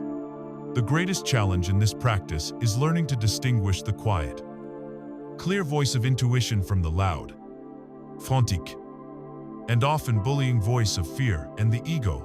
They can feel similar at first, as both can prompt us to action, but their energetic signatures are polar opposites. Learning to tell them apart is the most critical work you can do. The voice of fear is almost always loud, urgent, and repetitive. It screams. It catastrophizes. It spins out dramatic, worst-case scenarios. It is obsessed with the past, reminding you of all your previous failures, and terrified of the future, bombarding you with an endless parade of anxious, what-if questions. A decision based on fear feels heavy, contractive, and draining. It leads to confusion, second-guessing, and a feeling of being trapped. The voice of intuition, by contrast, is almost always quiet. It is calm, steady, and neutral. It doesn't try to convince you with a long, logical argument. It simply presents a piece of information as a statement of fact. Turn left here. Wait before you send that email. Trust this person. An intuitive hit often feels peaceful and expansive, even if the guidance is unexpected or challenges your current plans. It brings a sense of clarity and rightness, not anxiety. It is rooted in the present moment, offering guidance for the next immediate step, not usually revealing the entire 10-year plan. Fear screams, "You have to figure everything out right now or you're doomed." Intuition calmly whispers, "Just take this one small step for now." Learning to discern between these two voices is like learning to tune a delicate instrument. It requires practice, patience, and a willingness to be silent enough to hear the subtler melody beneath the noise. So, how do we actively strengthen this intuitive muscle? First and foremost, through the practice of meditation. The constant chatter of the analytical mind and the loud alarms of the fear-based ego are what drown out the signal of intuition. Meditation is the act of systematically lowering the volume of that inner noise. As the static dies down, the clear channel of intuition naturally becomes more audible. It is the single most effective practice for enhancing your inner knowing. Secondly, spend time in nature. The natural world operates purely on intuition and universal law. A tree doesn't use logic to grow towards the sun, it just does. Immersing yourself in this environment helps to recalibrate your own energy field, attuning you to the rhythm of instinctive knowing. A third, highly practical tool is what you might call the body test. Your body is an incredibly sensitive instrument, a direct conduit to your subconscious mind, and it cannot lie. When you are faced with a decision, take a moment to quiet your mind. Bring the first option into your awareness, and then notice the physical sensations in your body. Does your chest feel open, light, and expansive? Do you feel a subtle sense of leaning forward? This is your body's way of saying yes. Now, bring the second option to mind. Does your stomach clench? Does your throat feel tight? Is there a sense of heaviness, of contraction, of pulling back? This is your body's clear and unequivocal no. Trust these physical signals. They are your intuition speaking to you in its most primal language. To build your confidence, start practicing on small, low-stakes decisions. Should I have the salad or the soup for lunch? Should I watch a movie or read a book tonight? By learning to trust your inner GPS on these small journeys, you will build the unshakable faith required to follow its guidance on the major voyages of your life. Listening to audiobooks on spirituality, philosophy, and personal development can also be an incredible aid in this process. They immerse your mind in the vocabulary and concepts of the inner world. When you become familiar with ideas like flow, synchronicity, and inner guidance, your logical mind is given a framework that helps it to understand and accept the intuitive messages you receive. It's like learning the grammar of a new language. Once you know the rules and structure, it becomes far easier to interpret the meaning of the words. Imagine a master sea captain, a veteran of countless voyages. On a calm, sunny day, she relies on her nautical charts, her compass, and her modern GPS technology. These are the tools of logic and reason. and they are excellent for plotting a general course in predictable conditions. But then, à soudain, violent storm descend. The sky turns black. The waves become monstrous mountains of water. And the technological instruments flicker and fail. The charts are useless in the face of such chaos. In this moment of crisis, the captain must rely on something deeper. She relies on her feel for the ship, her embodied knowledge of how it moves in the water. She listens to the specific sound of the wind whipping through the rigging. She feels the rhythm of the unseen currents through the soles of her feet. This is her intuition.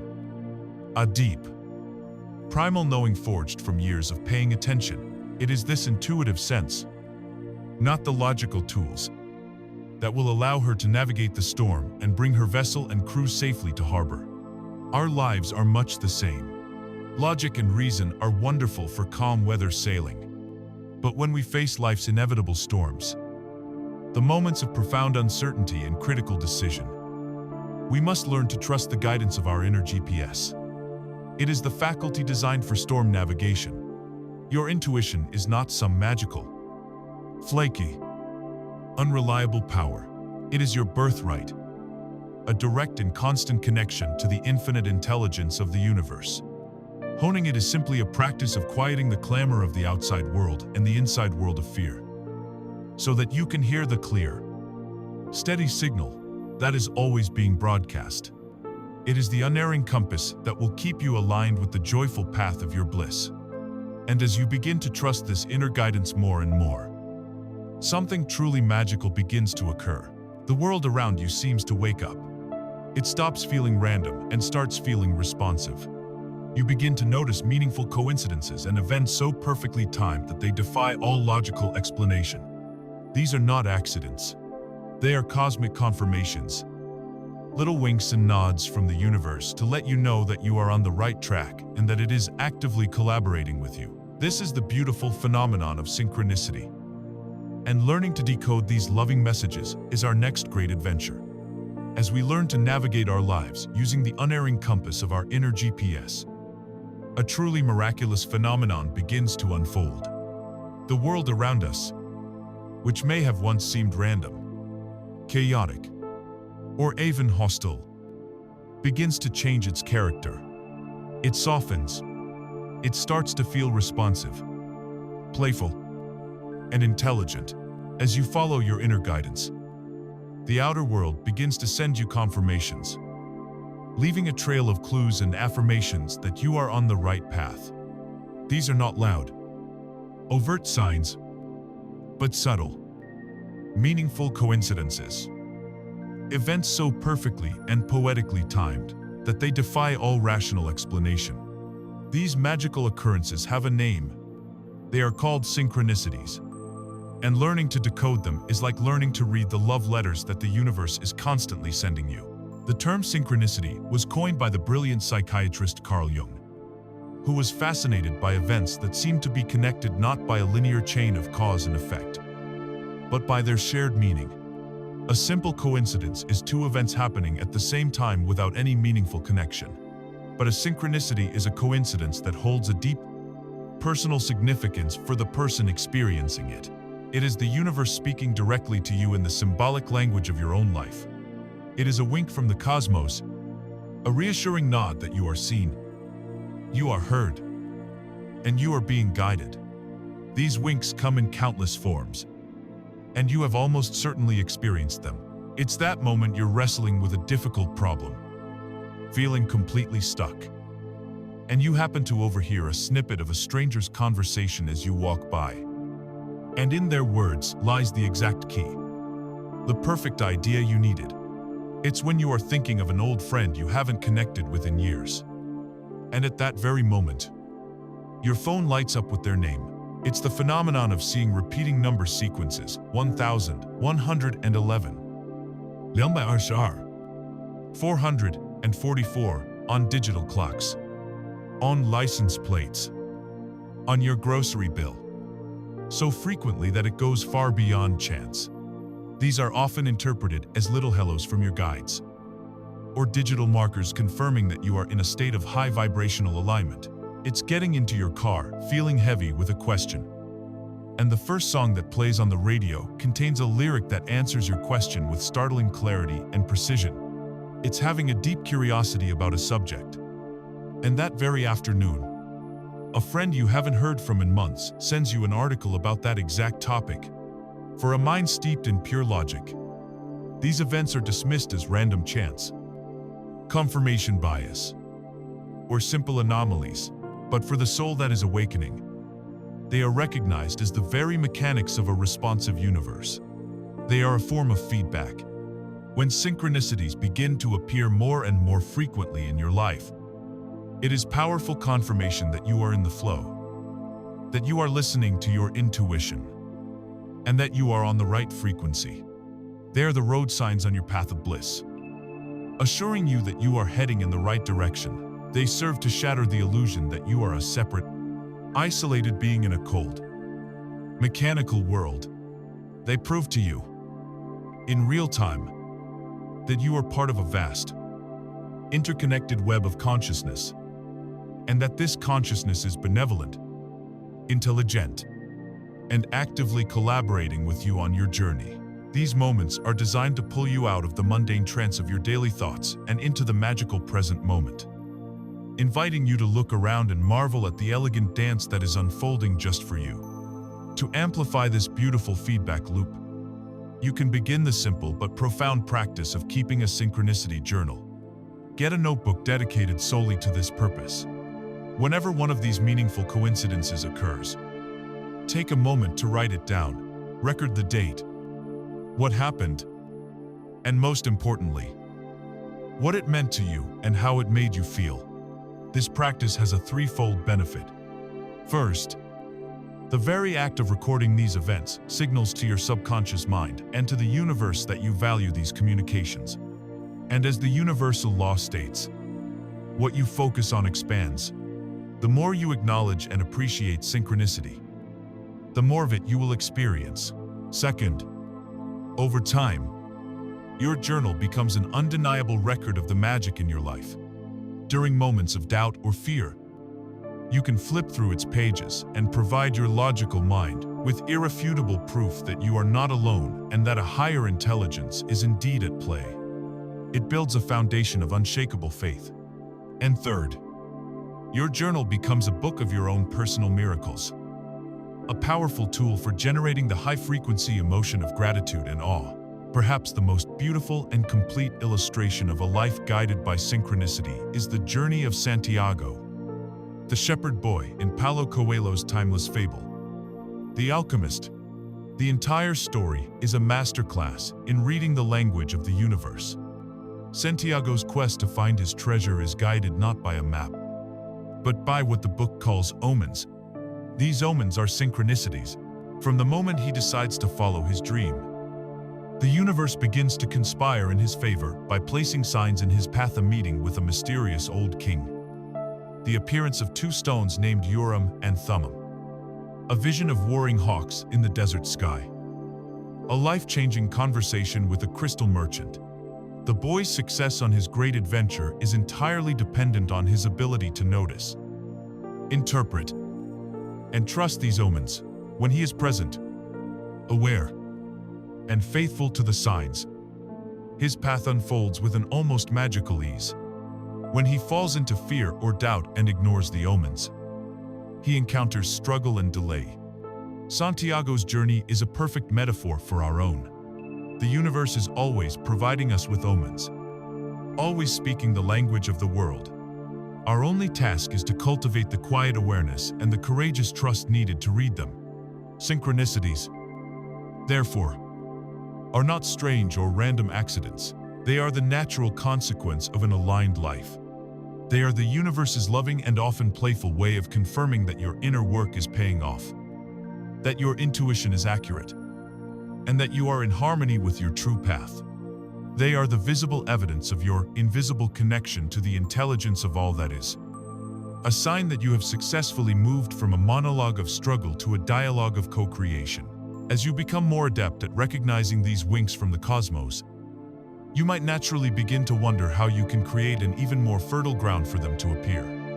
How can you consciously strengthen your signal and show the universe that you are a serious and dedicated partner in this creative dance? The answer lies in moving from haphazard practice to intentional consistency.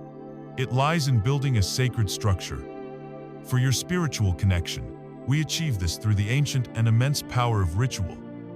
By consciously creating a sacred space and time for our manifestation work and transforming it from a hopeful hobby into a devoted and powerful daily discipline. Having awakened to the reality of synchronicity, we now understand that we are in a constant, dynamic dialogue with an intelligent universe. We have learned to read its winks and nods, the external signs that confirm our internal alignment. This begs the question, how do we strengthen our own side of the conversation? How do we amplify our signals so that the universe hears our intentions with absolute clarity? The answer lies in moving from random, sporadic practice to a conscious and consistent discipline. The answer lies in reclaiming the ancient and profound power of ritual. We are not speaking of rigid, dogmatic ceremonies, but of the personal, sacred act of intentionally setting aside time and space to connect with our creative power.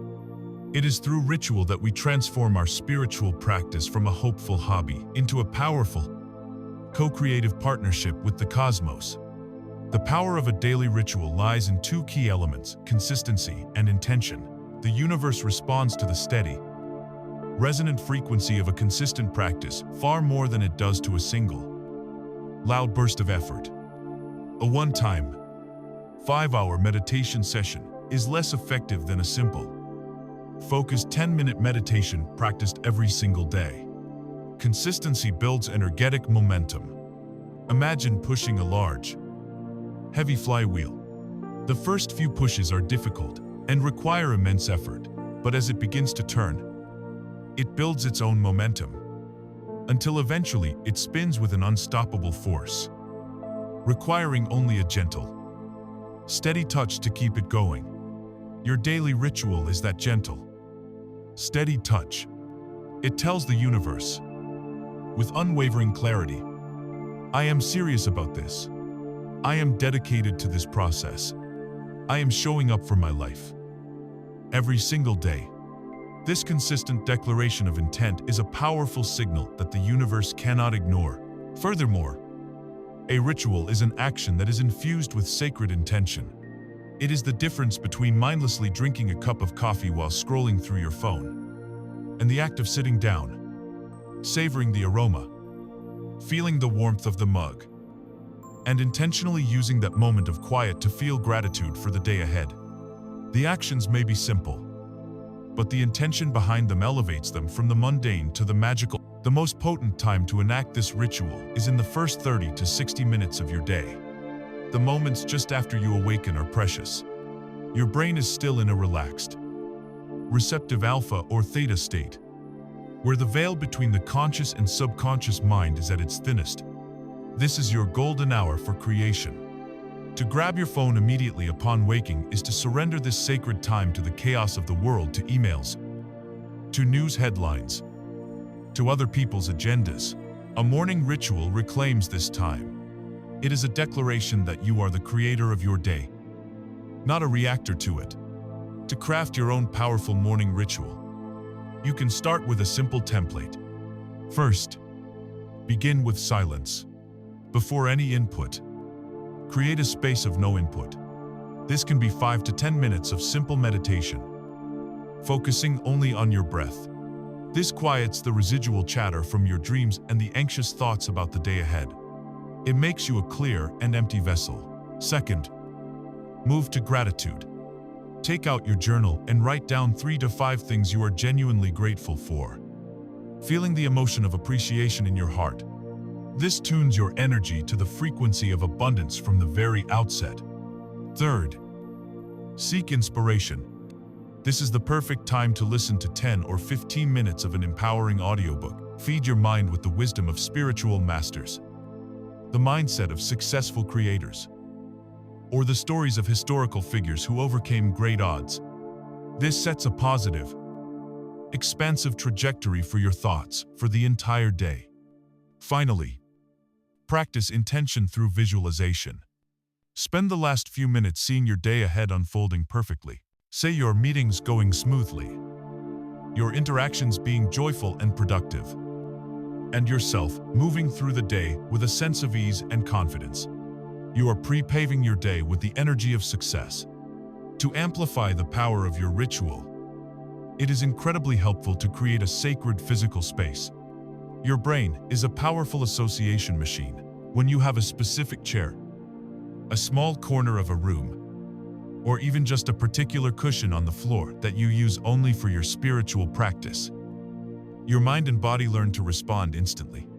The moment you enter that space, your nervous system begins to relax. Your mind begins to quiet, and you shift into a receptive state. This space does not need to be elaborate. It can be as simple as a comfortable chair next to a window, a small table with a candle, your journal, and a special object that holds meaning for you, like a crystal or a stone. This physical anchor grounds your spiritual practice in the material world, creating a powerful portal between your inner and outer realities. Think of yourself as a dedicated farmer tending to the precious seed of your desire. A haphazard gardener might toss some seeds onto the ground, water them once, and then hope for the best, only to return weeks later to find a patch of weeds and a few withered sprouts. They were relying on luck. But a true farmer understands the power of ritual. The farmer knows that planting the seed is just the beginning. Their ritual begins at sunrise every single day. They go to their field with intention. They lovingly water the soil. They diligently pull the weeds of doubt and fear that threaten to choke the new growth. They nurture the young plant with their focused attention and positive expectation. This consistent, daily ritual of care is what guarantees that the seed will not only sprout, but will grow into a strong, healthy plant capable of producing an abundant harvest. Your desires are the seeds. Your daily ritual is the act of watering them with faith, nurturing them with your focus, and protecting them from the weeds of negativity. An abundant harvest is not a matter of chance. It is the natural and guaranteed result of your sacred, daily devotion. Ritual, therefore, transforms your creative practice from a game of hope into an art of certainty. It builds the unstoppable momentum of consistency. It focuses the laser beam of your intention. It is the most profound statement you can make to yourself and to the universe that you are no longer a passive victim of circumstance, but a conscious and powerful creator of your reality. Now that we have established this powerful, consistent engine of our daily ritual, we need to give that engine a clear and compelling destination to move toward. While our intentions can be fluid and our feelings can guide us moment to moment, there is immense power in creating a tangible, visible representation of our desired future, a tool that speaks directly to the subconscious mind and keeps our vision at the forefront of our awareness. This is the art of crafting a vision board, but in a way that goes far beyond simply cutting and pasting pictures of material things. It is about creating a resonant, emotional snapshot of the person you are becoming. Our sacred daily ritual provides the consistent, energetic engine for our creative work. We have learned to show up each day, to quiet our minds, to tune our hearts to gratitude, and to connect with the source of our power. Now that this engine is running consistently, we must give it a clear and compelling destination.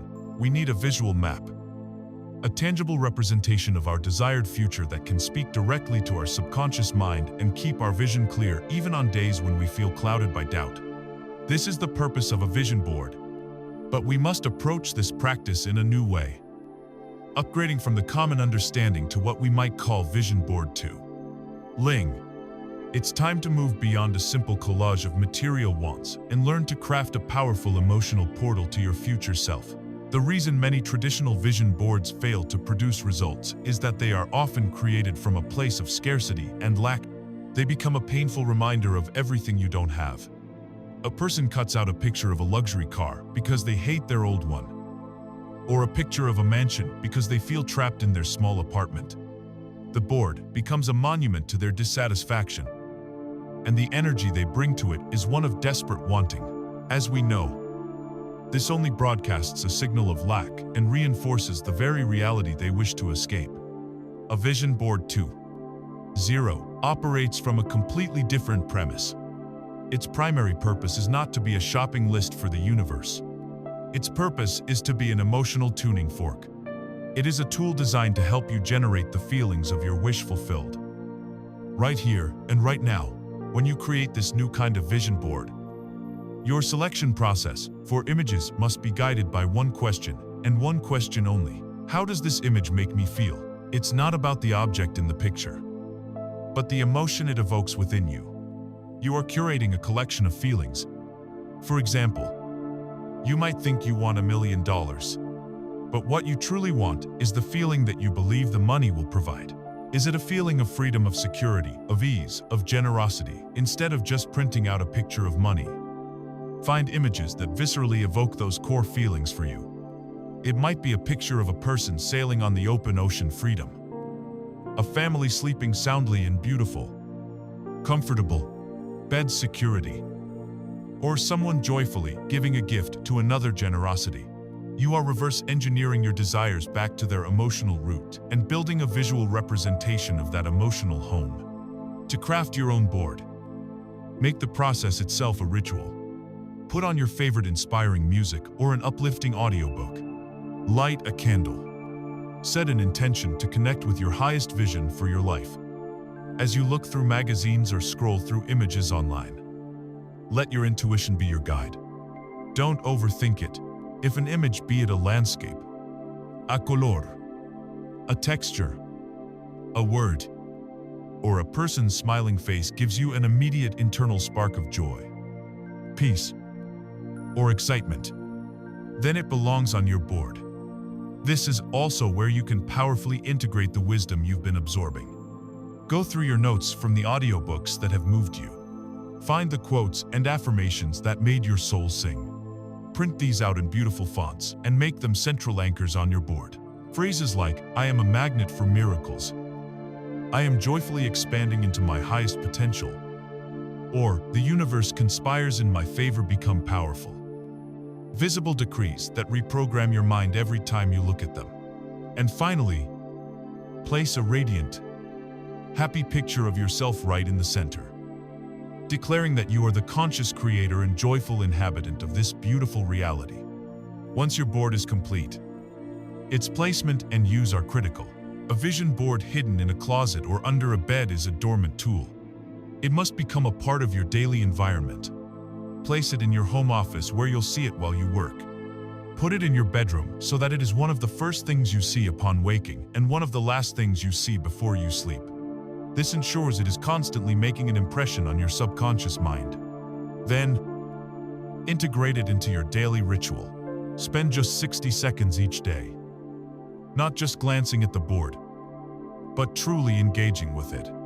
Pick one image, look at it, and then close your eyes and allow yourself to feel the emotion it represents. Feel the peace, feel the joy, feel the freedom. This daily practice is an act of vibrational alignment. It is you, consciously and deliberately, tuning your energy to the frequency of your desired future, making it your dominant, present moment reality. Perhaps the most famous and powerful testament to this principle is the story of the actor Jim Carrey. In the late 1980s, long before he was a household name, he was a struggling comedian, at times even homeless and living out of his old van. But he possessed an audacious and crystal clear vision for his future. In a profound act of creation, he took out a blank check. He wrote it out to himself, in the amount of $10 million, in the memo line, where one might write for groceries or for rent. He wrote the powerful phrase, "For acting services rendered." And then, he post-dated the check for Thanksgiving of $1,995. About 5 years in the future. This check was not just a piece of paper, it was his vision board. It was a tangible, specific, and powerful symbol of his completed desire. He didn't just write it and put it away. He carried it with him in his wallet every single day. He would take it out, look at it, and feel what it would be like to be an actor worthy of such a sum. He was living in the feeling of the wish fulfilled. As fate would have it, just before Thanksgiving of 1995, he received the news that his paycheck for the movie Dumb and Dumber would be exactly $10 million. He had manifested his vision with almost unbelievable precision. A story he has shared many times as proof of this creative principle. Your vision board is your personal check from the universe. It is a contract with your future self. It is not a childish wish list, but a mature and powerful tool for emotional incubation. By creating a visual representation of the feelings you wish to inhabit, and by engaging with it daily, you are providing your subconscious mind and the universe with a clear, unambiguous target. You are building a visual remote control for your own vibrational frequency. But this tangible, visual tool is only one half of the equation. We also possess an equally powerful, though intangible, tool that we use constantly, often without any conscious awareness. This tool is the very language we use, the words we speak to others, and most critically, the words we whisper to ourselves. These spoken words are potent vibrational commands, decrees that shape our reality from the inside out. We must now learn to wield this power with intention, to craft affirmations that truly work, and to transform our every word into a sacred act of creation. Our journey has led us to create a powerful, tangible anchor for our dreams, the Vision Board 2. Ling. This beautiful, visual tool serves as a daily reminder of the emotional destination we are moving toward, programming our subconscious mind through the gateway of our eyes. Now, we must turn our attention to an even more pervasive, more constant, and more powerful creative tool we possess. It is a tool we use from the moment we wake until the moment we sleep. A tool that is so fundamental to our being that we often wield it with no conscious awareness of its immense power. We are speaking of the power of the spoken word. Every word that passes your lips, and more critically, every word that you speak in the privacy of your own mind, is a vibrational command, a creative decree that shapes the energy both within you and around you. The words you use are spells. It is no accident that we call it spelling. You are literally casting spells all day long, sentencing yourself to a life of either limitation or boundless freedom. The goal is to move from being an unconscious enchanter to a conscious and deliberate creator. Many of us have experimented with affirmations and have walked away feeling foolish or disappointed. We repeat the words, "I am wealthy," while our bank account is empty, or "I am joyful," while our heart is heavy. And it feels like a lie. It feels like a lie because, in that state, it is a vibrational contradiction. This is the primary reason why affirmations fail for so many. They are recited mechanically, with no emotional resonance. A word is simply a symbol. Its power is not in the sound itself, but in the feeling and the belief with which it is charged. To repeat an affirmation without emotion is like trying to start a fire with a wet match.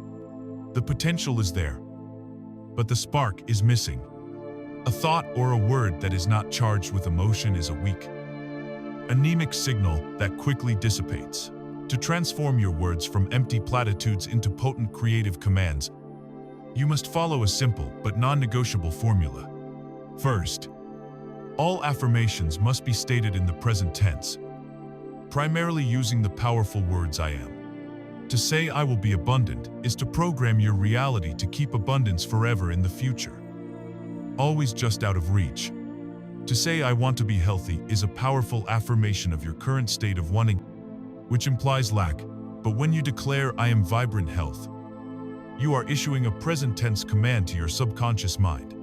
You are claiming that reality now, and your entire being will begin to reorganize itself to align with that command. Second, your affirmations must always be stated in the positive. The subconscious mind does not process negatives easily. If you affirm, "I do not want to be in debt anymore," the subconscious mind focuses on the dominant subject, debt. You will only attract more experiences of debt. Instead, you must state what you do want. The positive equivalent is, "I am financially free." and money flows to me in ever-increasing abundance. Always move toward what you desire, not away from what you fear. Third, and most importantly, you must charge your affirmation with emotion. This is the secret ingredient, the magical catalyst. Before you speak the words, take a moment to generate the feeling of the affirmation being true. Before you declare, "I am surrounded by loving, supportive relationships," take a deep breath and recall the actual feeling of a warm hug, of being truly seen and understood, of laughing with a dear friend. Feel that warmth and connection in your chest first, and then, from that feeling state, speak the words aloud. The words become the anchor for the emotion. You are not trying to convince yourself of something that isn't true. You are choosing a feeling and then using the words to solidify and amplify that feeling, broadcasting it as your new vibrational reality. A profoundly effective technique for this practice was popularized by the great teacher Louise Hay, and it is known as mirror work. It is simple in its instruction, yet can be intensely powerful and challenging in its execution. The practice is to stand before a mirror, to look deep into your own eyes, and to speak your affirmations aloud to yourself. For many, this is incredibly difficult at first. They feel embarrassed, or they find they cannot even meet their own gaze. This resistance is a sign that the work is needed. Looking into your own eyes creates a direct and powerful connection with your deeper self, bypassing many of the cynical defenses of the ego. When you look into your own eyes and say, "I love you. I really, truly love and approve of you," you are delivering a potent healing balm directly to the parts of you that have felt unworthy or unloved for years. The mirror does not lie, and it reflects back to you the truth of your own energy, compelling you to become more and more authentic in your declarations. Another advanced practice is to leverage the highly receptive state of your mind during sleep. The periods just as you are falling asleep and just as you are waking up are when the conscious mind's guard is down, and the gateway to the subconscious is wide open. You can create an audio playlist of your chosen affirmations. Even more powerfully, you can record them in your own voice, speaking them with calm confidence and feeling. Then, play this recording on a loop at a very low, almost subliminal volume. As you drift off to sleep, your conscious mind will not be engaged, but your subconscious mind will be absorbing these positive, life-affirming messages all night long, systematically overriding old, negative programming while you rest. Think of this entire process like planting a seed in a garden. The words of your affirmation, "I am radiantly healthy," are a perfect, potent seed. Within that seed is the entire blueprint for a magnificent, thriving plant. If you take that seed and carelessly toss it onto dry, cracked, barren ground, which is a mind filled with doubt and lacking emotion, that seed will simply sit there and wither. It has no medium in which to grow. But if you first prepare the soil by quieting your mind, and then you plant the seed and water it generously with the genuine feeling of gratitude for the health you already have, you create the perfect conditions for it to germinate. The emotion is the water that awakens the dormant life force within the seed. Your daily, consistent repetition of the affirmation is the sunlight that nourishes it and encourages it to grow. You do not have to struggle to force the seed to become a plant. You simply have to create the right environment, and its growth becomes a natural, joyful, and inevitable process. Your words are not empty sounds. They are the building blocks of your world, the vibrational commands that structure the very energy of your reality. By learning to speak with conscious intention in the present tense, in the positive, and charged with authentic emotion, you reclaim your power as the sovereign of your experience. You transform your voice from a tool of idle chatter into a wand of conscious creation. You become the enchanter of your own magnificent life. As you begin to consistently affirm your own power, your own worthiness, and your own abundance, your personal energy field will inevitably begin to change. It will brighten, expand, and vibrate at a higher frequency. This transformation is palpable, not just to you, but to those around you. And as your energy changes, you may notice a corresponding shift in your external environment, particularly in the people you interact with. This brings us to a crucial and practical aspect of maintaining your new high frequency, consciously managing your energetic environment, starting with the company you keep. As we diligently apply these principles, clarifying our thoughts, charging them with emotion, speaking words of power, our personal energy field begins to undergo a profound transformation. It starts to vibrate at a higher Pua frequency. This change is not just an internal feeling, it is a palpable, resonant broadcast that emanates from us and interacts with the world around us. And this brings us to a crucial, practical consideration on our creative journey. We do not exist in a vacuum. Our carefully cultivated energy is constantly intermingling with the energetic environment we inhabit, especially the energy of the people with whom we spend our time. To maintain our high vibration and protect our nascent dreams, we must become conscious curators of our energetic environment. We must master the art of conscious association. The great personal development philosopher Jim Rohn famously stated, "You are the average of the 5 people you spend the most time with." This is one of the most profound and unwavering truths of personal growth. And it is not just about averaging their incomes or their habits. It is about averaging their vibrations.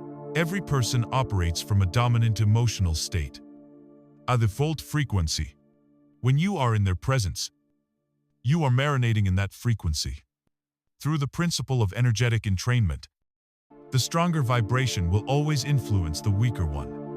If you are in a room with 4 deeply peaceful, joyful people, your own energy will naturally be uplifted to match theirs. Conversely, if you spend your time with cynical, complaining, or fearful individuals, no matter how strong your morning ritual was, their lower, denser vibration will inevitably begin to pull yours down. This is why it is so critical to become aware of the presence of what are often called energy vampires. These are not evil people intent on causing you harm. Often, they are friends, family members, or colleagues who are simply stuck in a chronic low vibrational state. There is the perpetual victim, who drains you of your sympathy with an endless list of woes but never takes action to change their situation. There is the chronic complainer, who can find a dark cloud in every silver lining and whose conversation is a constant litany of problems. There is the gossip, who thrives on the negative energy of talking about others' misfortunes. And there is the cynic, who meets every new idea, every dream, every spark of hope you share with a world-weary sigh, and a dozen reasons why it will fail. A short conversation with one of these individuals can leave you feeling exhausted, foggy, and emotionally drained, as if your own life force has been siphoned off. And in a very real, energetic sense, it has. To protect your vibration, you must learn to set strong, healthy boundaries. It is essential to understand that a boundary is not a selfish act of aggression meant to push others away. It is a sacred act of self-preservation. It is you putting on your own oxygen mask first. You cannot uplift anyone else if your own energy is depleted. A boundary can be as simple as consciously limiting the amount of time you spend with a perpetually negative person. It can be the practice of gently but firmly redirecting a conversation. When a friend begins their usual complaint loop, you can listen for a moment and then say, "I understand that is really frustrating for you." To shift the energy a bit, tell me something good that happened to you this week. No matter how small, you are refusing to participate in the low-frequency dance. For more challenging situations, you can practice creating an energetic shield before you interact. Simply take a moment to visualize yourself surrounded in a bubble of brilliant, protective white light, setting the intention that only energy of love and light may enter your space, and that your own energy remains whole and intact. But what if your immediate environment offers few high-vibration people? What if you feel surrounded by negativity? This is where you can use a powerful strategy to consciously curate your 5 people. Regardless of your physical location, you can create a high-vibration mental environment by choosing your mentors. When you listen to an audiobook, you are doing more than just consuming information. You are inviting the consciousness of the author into your world. You are choosing to spend an hour with them. When you listen to the calm, wise voice of a spiritual teacher like Eckhart Tolle, you are allowing his peaceful energy to influence yours. When you listen to the biography of a resilient, innovative entrepreneur, you are spending time with their mindset of possibility and determination. You can choose to hang out with the greatest mystics, philosophers, creators, and leaders in human history. Anytime you wish, you can make them your closest confidantes. This is a revolutionary way to elevate your energetic average and to ensure you are consistently marinating your mind in the frequencies of wisdom, courage, and infinite potential. There is a powerful and visceral metaphor that illustrates the importance of choosing your company wisely. It is the phenomenon of crabs in a bucket. If you place a single crab in a large, open bucket, it will invariably find a way to climb out and escape. However, if you place a group of crabs in that same bucket, a strange and tragic dynamic occurs. As soon as one crab gets a firm grip and begins to climb towards freedom, the other crabs below it will reach up with their pincers and pull it back down into the pile. Not one of them will ever escape, because the collective is committed to maintaining the status quo of the bucket. People, often unconsciously, can behave like those crabs. As you begin your journey of growth, as you start to climb out of old limitations and vibrate at a new, higher frequency, your very presence can be a threatening mirror to those who are comfortable in their own limiting beliefs. They may try to pull you back down with casual cynicism, with backhanded compliments, with dismissive remarks like, "Who do you think you are?" or "Oh, you're into that weird stuff now." Their actions are a desperate attempt to keep you in the bucket with them. Your sacred duty is not to stay in the bucket to make the other crabs feel more comfortable. Your duty is to your own expansion, to your own freedom. You must have the courage to climb, and the wisdom to surround yourself with eagles, so you can learn to soar, rather than remaining in the company of those who would keep you grounded. Conscious creation requires conscious association. Protecting your energy is not a luxury. It is a necessity. It is the act of tending to the garden of your own vibration, and diligently removing anything that threatens to cast a shadow on your growth. Managing your external environment is a critical practice for maintaining the high frequency needed for manifestation. Yet, the most powerful and influential environment you will ever inhabit is not the room you are in or the people you are with. It is the vast, hidden, and profoundly powerful landscape of your own subconscious mind. This inner world is where your deepest programs and core beliefs reside. It is the hidden captain of your ship, silently steering your course. To truly become the master of your destiny, we must now journey into this inner realm and learn to communicate with this powerful, hidden force. We have diligently worked to manage our external environment, to curate the company we keep, and to protect our precious, high-frequency energy. This practice is vital. However, the most profound and influential environment we will ever inhabit is not the space around us, but the space within us. We must now journey inward, into the vast, mysterious, and profoundly powerful landscape of the subconscious mind. If your conscious mind is the tip of the iceberg, the small fraction visible above the water, then your subconscious mind is the enormous, unseen mass of ice beneath the surface, the part that possesses the real power and dictates the direction of the current. It is the hidden captain of your ship, silently steering your course according to a set of ancient, hidden maps. To become the true master of your destiny, you must meet this captain and learn to speak their language. Neuroscience suggests that our conscious mind, the thinking, analytical part of us, is responsible for only about 5% of our cognitive function. The other 95% are habits, our automatic emotional reactions, our bodily functions, and our deepest core beliefs is the domain of the subconscious mind. It is the powerful, a background operating system that runs our lives on autopilot. Its primary function is to be an efficient, habit-based machine. It takes the programs it has been given and runs them flawlessly, without requiring any conscious effort from you. It is the part of you that breathes while you sleep, that heals a cut on your finger, and that allows you to drive a car while thinking about something else entirely. It is not inherently good or bad, creative or destructive. It is simply an obedient and unimaginably powerful servant that executes its programming with perfection. The crucial question, therefore, is what programming is it running? The vast majority of this programming was installed during the first 7 years of your life, a period when your brain was in a constant state of hypnosis, absorbing the beliefs, attitudes, and behaviors of your family and your culture without any critical filter. This is the source of the immense struggle that so many people face. The conscious mind, the 5%, is the goal setter. It is the part of you that attends seminars, reads books, and decides, I want to be confident and successful. It has willpower. But the problem arises when this conscious desire is in direct conflict with the subconscious program. If you consciously affirm, I am worthy of great wealth, but your subconscious mind was programmed in childhood with the belief that wanting money is selfish, a state of internal warfare begins.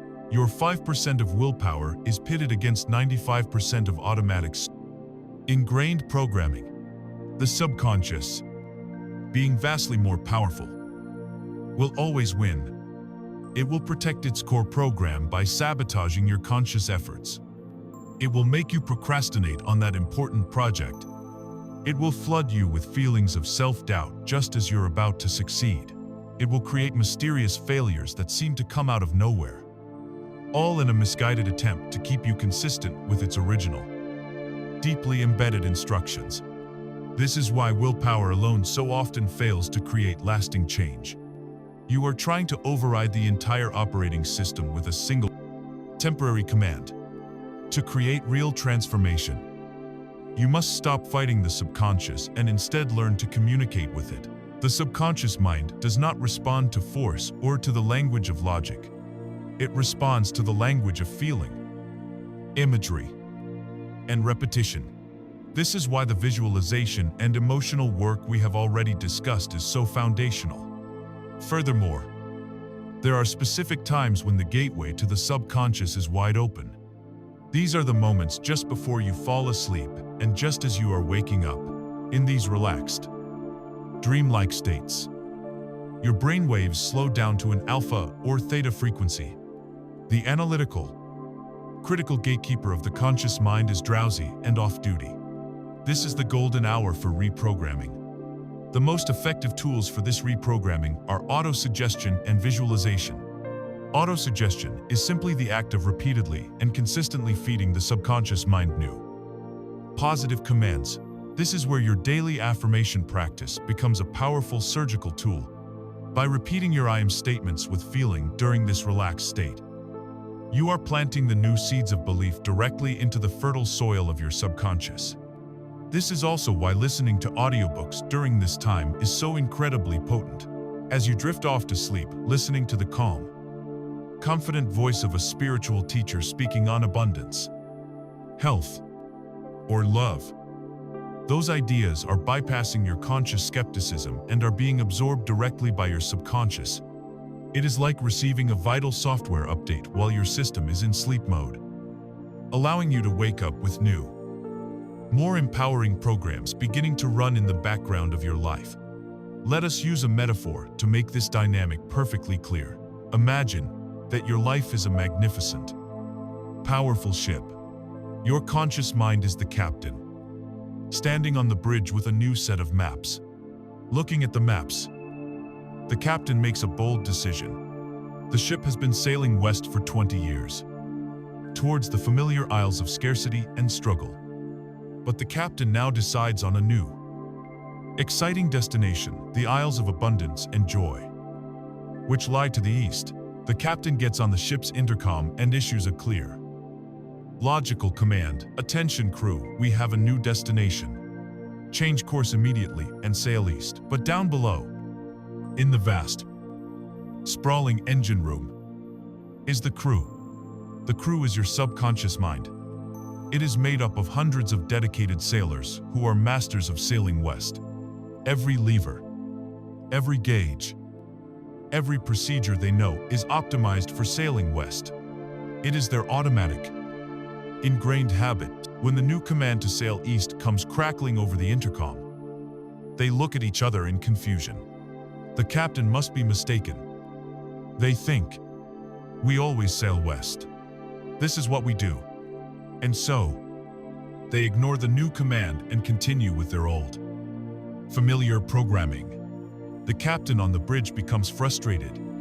He yells louder into the intercom. I said go east, but his willpower is no match for the deeply ingrained habits of the entire crew. The ship continues its course, steadfastly steaming west.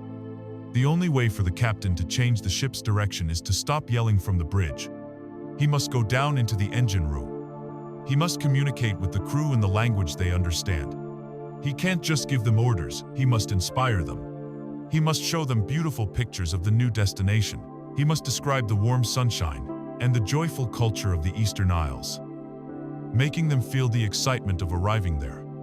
He must patiently and consistently repeat the new procedures, day after day, helping them recalibrate the machinery, until sailing east becomes their new, natural habit. Only when the captain and the crew, the conscious and subconscious minds are aligned, excited about the same destination, and working in perfect harmony, can the great ship smoothly and effortlessly change its course. You are not at war with yourself. You are simply running on old outdated programming. The path to lasting change is not through force, but through gentle, loving, and consistent communication with this deepest part of your being. Your subconscious mind is not your enemy. It is your most powerful and loyal ally, waiting patiently for a new set of instructions from a new, more conscious captain. The process of giving it these new instructions, of rewiring decades of old programming, is not an overnight event. It is a journey of patience and profound trust, just like planting a seed. Once you have prepared the soil and provided it with water and sunlight, you cannot anxiously dig it up every day to check on its progress, for that would destroy the very creation you wish to nurture. We must now learn to honor the sacred and necessary interval between planting our intention and seeing it break through into the visible world. This is the crucial wisdom of trusting the gestation period. We have journeyed deep into the inner workings of our own consciousness. We have learned to communicate with the hidden captain of our ship, the vast and powerful subconscious mind, planting the seeds of our desires in its fertile soil through feeling, repetition, and sacred ritual. We have done the inner work, and now we arrive at what is often the most challenging part of the entire creative process for the modern, action-oriented mind, the waiting. After the intention has been set, the energy aligned, and the seed planted, there is a sacred and non-negotiable interval of time before the manifestation appears in our physical reality. This is the universal law of gestation, and learning to trust this divine timing is the final test of our faith. Everything in the universe operates according to this law. A human child requires 9 months to develop in the womb.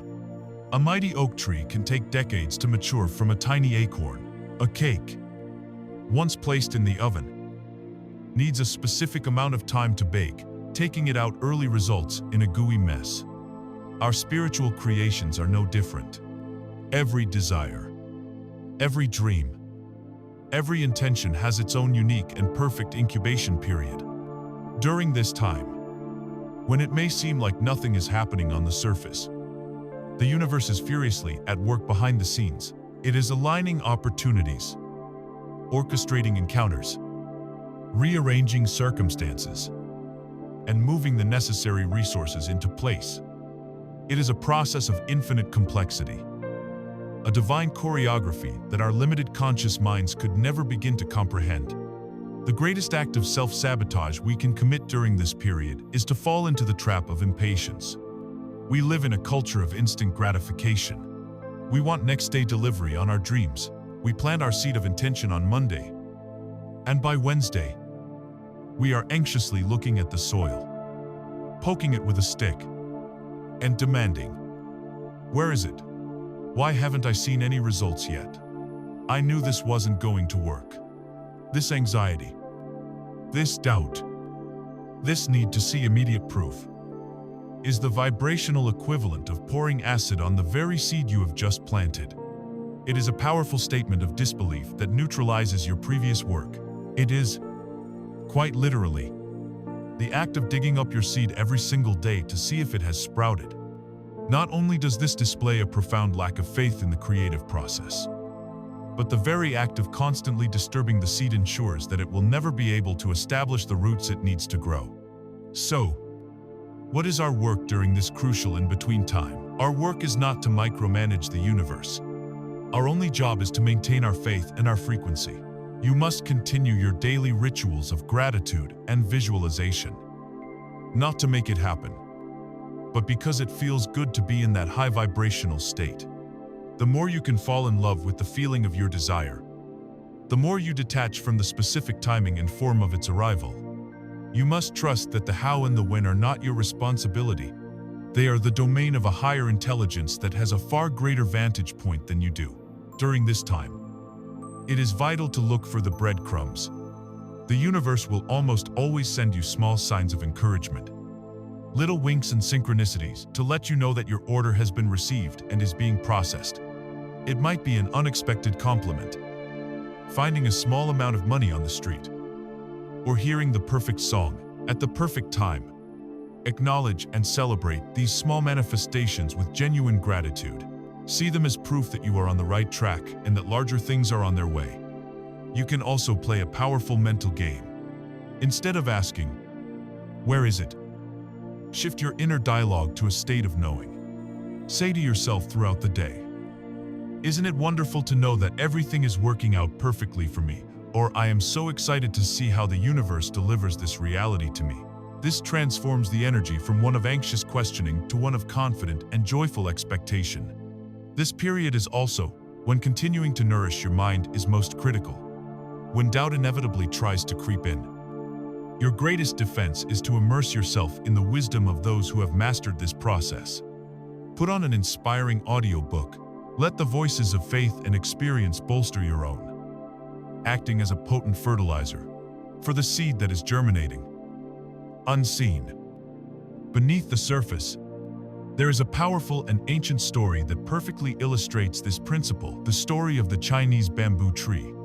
When the seed of this remarkable tree is planted, it requires a daily commitment of watering and nurturing. For the first full year, the farmer tends to the soil, but nothing appears. There is no sprout, no visible sign of life. The second year passes, and still, nothing. The third year. The fourth year, the ground remains barren. Many would have given up long ago, concluding that the seed was dead or that their efforts were futile.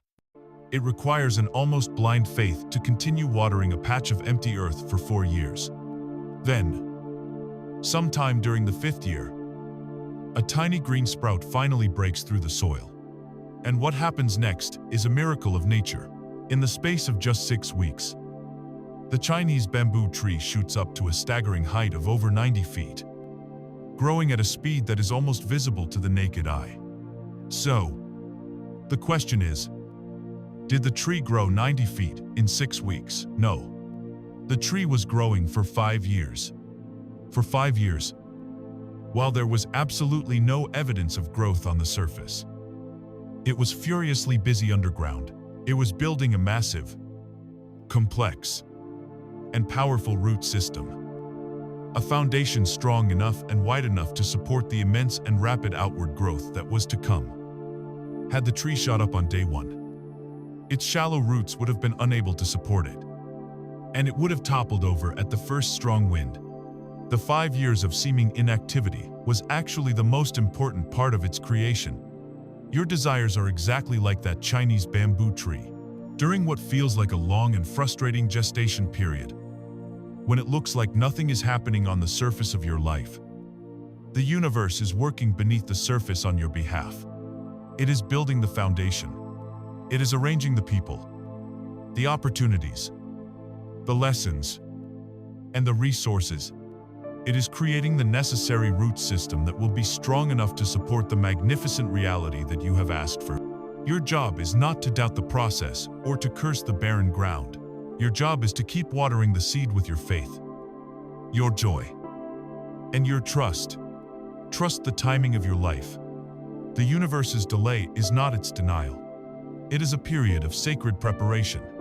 When you learn to honor this process, you allow the foundation to be built properly, so that when your manifestation does arrive, it is stable, sustainable, and even more magnificent than you had originally imagined. And when that divine timing is fulfilled, when the period of incubation is complete, your desire will begin to break through into your reality. This brings us to the final, crucial step in this process, a step where many, surprisingly, falter. We must be open, willing, and ready to receive the good that we have asked for. We must master the graceful and sometimes challenging art of receiving. We have traveled the sacred path of creation. From the first spark of desire to the patient trust in the divine gestation period. We have done the work. We have kept the faith. And now, the moment arrives. The bamboo shoot breaks through the ground. The ship of our dreams appears on the horizon. And the manifestations we have so carefully nurtured begin to arrive in our physical reality. The opportunities materialize. The resources appear. The right people show up. This is the moment of triumph, the culmination of our inner work. And yet, it is here, at the finish line, that we encounter one of the most surprising and subtle hurdles of all. We must now learn how to gracefully and fully receive the good that we have asked for. It is a profound paradox of the human condition. We spend our lives praying for rain. And then when the clouds of abundance finally gather and the downpour begins, our first instinct is to run inside and open an umbrella of unworthiness. This resistance to receiving is a deeply ingrained program for many of us. Think about it. We ask the universe for help and support. But when a friend offers a helping hand, our reflexive response is often, "No. No. It's okay. I've got it." We ask for greater financial flow. But when a loved one offers to treat us to dinner, we feel an immediate, uncomfortable sense of obligation and insist on paying our share. We yearn for love and appreciation. But when someone offers us a genuine, heartfelt compliment, we deflect it with self-deprecating humor. "Oh, this old thing," or we minimize our accomplishment, effectively batting away the very gift of recognition we were seeking. We block the blessings at the door, and then wonder why our lives don't change. Why do we do this? This behavior stems from several deep-seated, limiting beliefs. The most powerful of these is a core feeling of unworthiness. For many of us, somewhere deep inside, a part of us still carries the painful belief that we are not truly deserving of good things. When a blessing arrives, it triggers this wound, and we can feel like an imposter who is about to be found out. We push it away because its presence is uncomfortable. It doesn't match our inner identity of being someone who struggles. Another major barrier is a fear of indebtedness. We have been marinated in the cultural belief that there's no such thing as a free lunch. We unconsciously believe that if we receive something, we now owe something in return, which creates a stressful sense of obligation. We have not yet learned to trust in the concept of unconditional giving, either from other people or from the universe itself. For others, their entire identity is built around being the giver, the strong one, the one who always has it together. To receive is to be vulnerable. And this can feel threatening to an ego that prides itself on self-sufficiency and control. To become a co-creator with the universe, you must become a graceful receiver. This is not a passive act. It is an active and courageous skill that you can cultivate with practice. You can start in the safest and most common training ground, learning to receive a compliment. The next time someone praises you, resist the powerful urge to deflect or diminish. Instead, pause it. Take a breath. Look the person in the eye. Smile warmly. And deliver a simple, complete, and powerful sentence. Say, "Thank you," or "Thank you. I received that," or "That is so kind of you to say." That's it. Don't add a but. Don't explain it away. Just let the warmth of their words land in your heart like a gift. Feel the energetic exchange. From there, you can practice accepting help. The next time someone offers to hold a door, carry a bag, or provide some support, let your new response be as simple and gracious. "Yes, thank you. I would appreciate that." Notice how it feels to let go of the need to do everything yourself. You can also practice receiving from the world around you. Go for a walk with the sole intention of receiving. Consciously receive the warmth of the sun on your skin. Receive the beauty of a colorful flower. Receive the intricate patterns on a leaf. Receive the sound of birdsong. Acknowledge each of these as a gift from the universe. And whisper, "Thank you," in your mind. This builds the receiving muscle without the complexities and triggers of human interaction. This practice teaches you that you are living in a constant downpour of blessings. If only you are willing to get wet. There is a perfect metaphor that illustrates the vital, non-negotiable importance of receiving. It is the simple act of breathing. Imagine for a moment that you decided that giving was a far more spiritual and virtuous act than receiving. In the act of breathing, the exhale is the give. You push your air out, sharing it with the world. It feels like a generous act, but then, based on your new philosophy, you refuse to inhale. You refuse to receive the fresh, life-giving oxygen that the universe is freely offering you in every moment. Because you have decided that it is somehow selfish to take anything for yourself. How long could you possibly survive? Mere seconds. You would be immediately and viscerally confronted with the undeniable truth that the exhale and the inhale are not two opposing forces. They are two inseparable, perfectly balanced parts of a single, vital process. One cannot exist without the other. To deny one is to destroy both. The flow of abundance, love, and well-being in the universe operates on this exact same principle of balanced circulation. Giving is the exhale, receiving is the inhale. They are a single, continuous, divine loop. To block your receiving is to hold your spiritual breath. You are not being noble. You are cutting yourself off from the very flow of life. You are telling the universe, "Stop. I don't want the circulation to continue through me."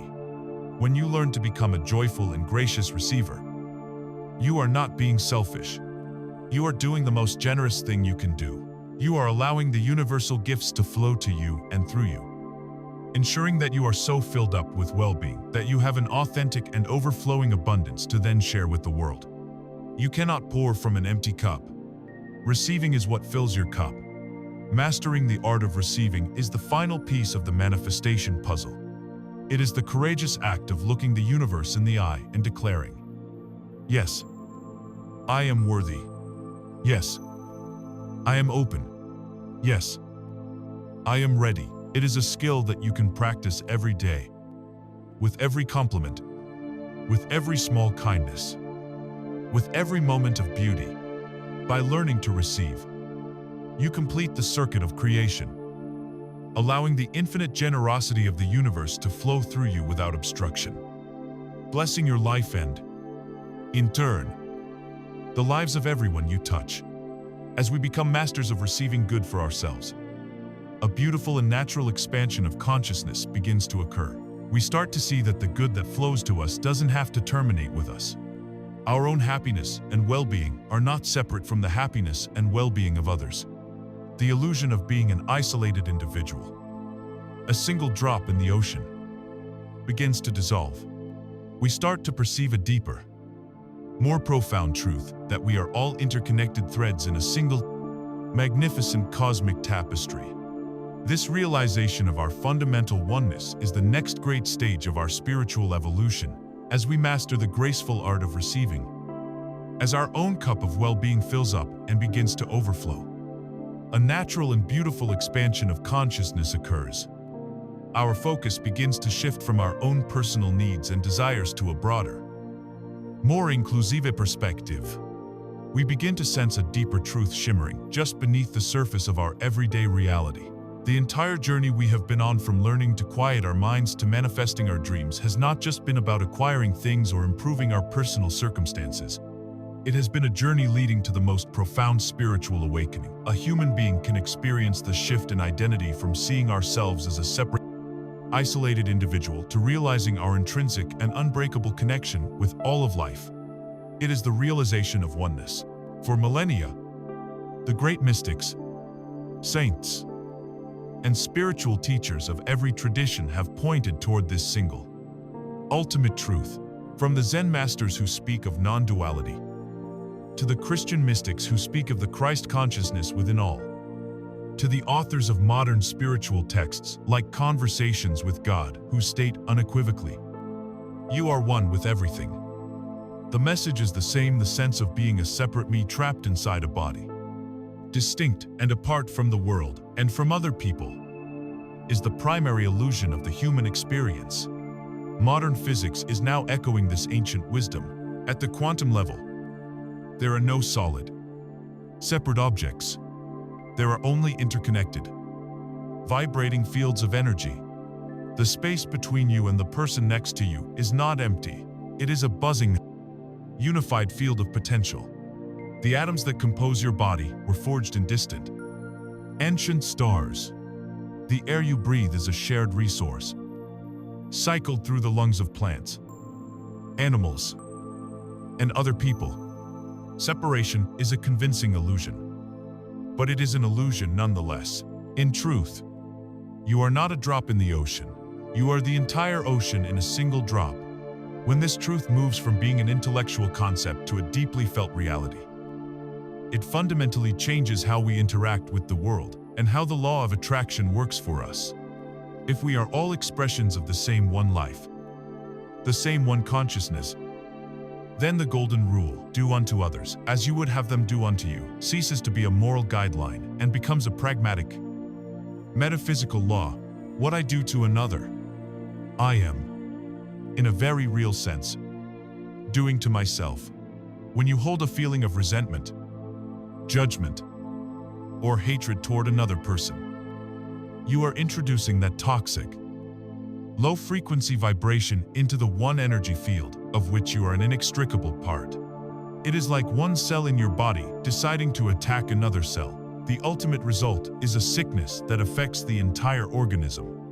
To hold a grudge is like drinking poison and expecting the other person to be harmed. The only one who suffers is the one consuming the poison. Conversely, every act of kindness, compassion, and support you offer to another is an act of healing and upliftment for the whole, which includes you. When you celebrate another's success, you are creating a vibrational environment of success that you also get to inhabit. When you offer a word of encouragement, you are adding to the world's supply of hope, a supply from which you can also draw. The universe is a perfect and impartial feedback loop. The energy you send out is the energy you will experience. This realization elevates our entire practice of manifestation. In the beginning, it is natural to use these principles for personal gain to attract a better car, a more fulfilling job, a loving partner. This is a beautiful and valid use of these laws. However, to access the full power and grace of the universe, our intentions must evolve. The law of attraction works most powerfully, most gracefully, and most miraculously when our personal desires are aligned with the highest good of all. Your vision expands from, "What's in it for me?" to, "How can my personal fulfillment also serve the world?" Instead of affirming, "I am a wealthy and successful business owner," your expanded, more potent affirmation might become, "I am the joyful and creative leader of a thriving business that provides immense value to our customers, creates an abundant and supportive environment for our employees, and operates in a way that honors and respects the planet." By including the well-being of others in your vision, you remove the limitations of the ego and align your personal will with the expansive, benevolent will of the universe. This opens up channels of support, creativity, and synchronicity that were previously unavailable. One of the most advanced and powerful practices that arises from this understanding of oneness is the ability to genuinely wish your competitors well. The scarcity mindset, which is rooted in the illusion of separation, sees a competitor as an enemy to be vanquished. It believes that their success somehow diminishes your own chances.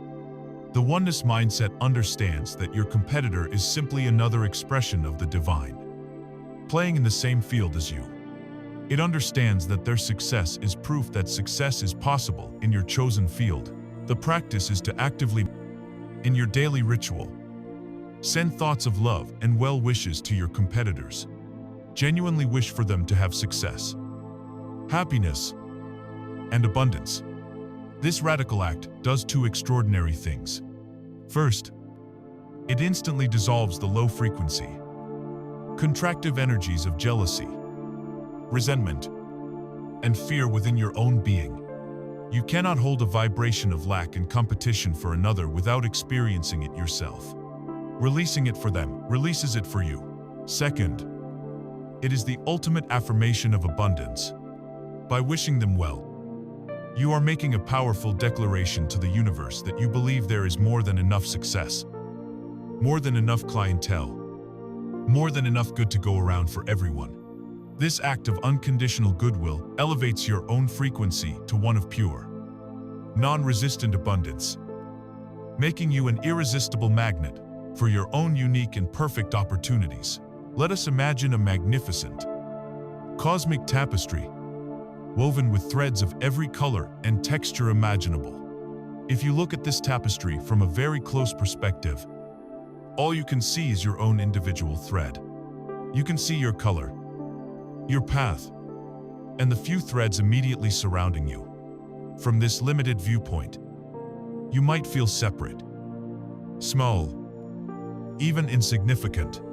You might see a thread of a different color next to you as a rival, competing for space on the canvas.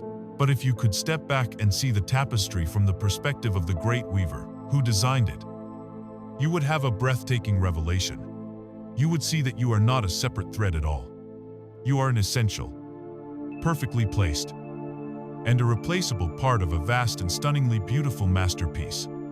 You would see how your thread is intricately and intimately woven together with every other thread in the design. You would understand that the strength and integrity of the entire cloth depends on the wholeness of every single thread. You would see that the beauty of the grand design is created by the unique contribution of every color and every texture, including those you once saw as your competition. You would realize that you are not just in the tapestry, you are the tapestry. This is the ultimate truth of our existence. We are all threads in the great and sacred tapestry of life. To harm another thread is to create a pull in the fabric that ultimately weakens the whole. To celebrate and support another thread is to enhance the beauty, the strength, and the integrity of the entire masterpiece. When we truly understand this, the law of attraction evolves from a tool we use into the very essence of who we are. Our desires naturally align with the greater good, because we know that the good of the whole is our own good. This profound realization is the pinnacle of our journey of understanding. It is the final, great transformation of identity. We cease to be a striving seeker trying to attract things to us. We realize our true nature. We are not here to seek the light, we are here to be the light.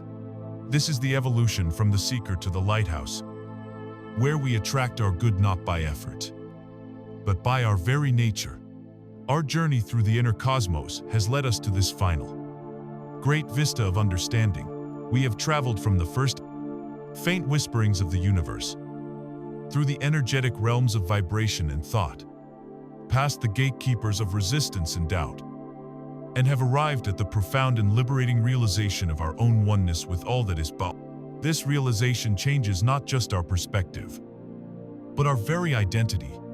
The journey is no longer about seeking something outside of ourselves.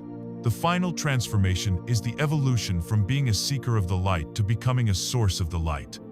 It is the shift in identity from the seeker to the lighthouse. For most of our lives, we operate as seekers. The seeker is always looking for the next thing, the next book, the next workshop, the next teacher, the next technique that will finally provide the missing piece, the ultimate answer. The energy of the seeker is one of striving, of chasing, of a perpetual state of not quite there yet. The seeker believes that happiness, abundance, and enlightenment are destinations to be reached, treasures to be acquired. This is a natural and necessary stage of the journey, a period of gathering tools and information. The seeker learns to use the law of attraction, but the ultimate goal is not to use the law, but to embody it. The ultimate goal is to realize that the treasure you were seeking was the one who was doing the seeking all along. This is the great shift. To become the lighthouse is to stop seeking. It is to finally, deeply understand that everything you were ever looking for outside of your self-love, worthiness, security, peace, abundance is already, and has always been, your inherent nature. Your work is no longer to acquire these qualities, but to simply let go of all the beliefs and programs that have been obscuring them. And here we find the most powerful and peaceful analogy for our new way of being. A lighthouse does not run up and down the coastline, frantically searching for ships to save. It does not chase after them, shouting navigation instructions. It does not worry about whether the ships are paying attention or if they appreciate its efforts. It does not concern itself with the darkness or the storm.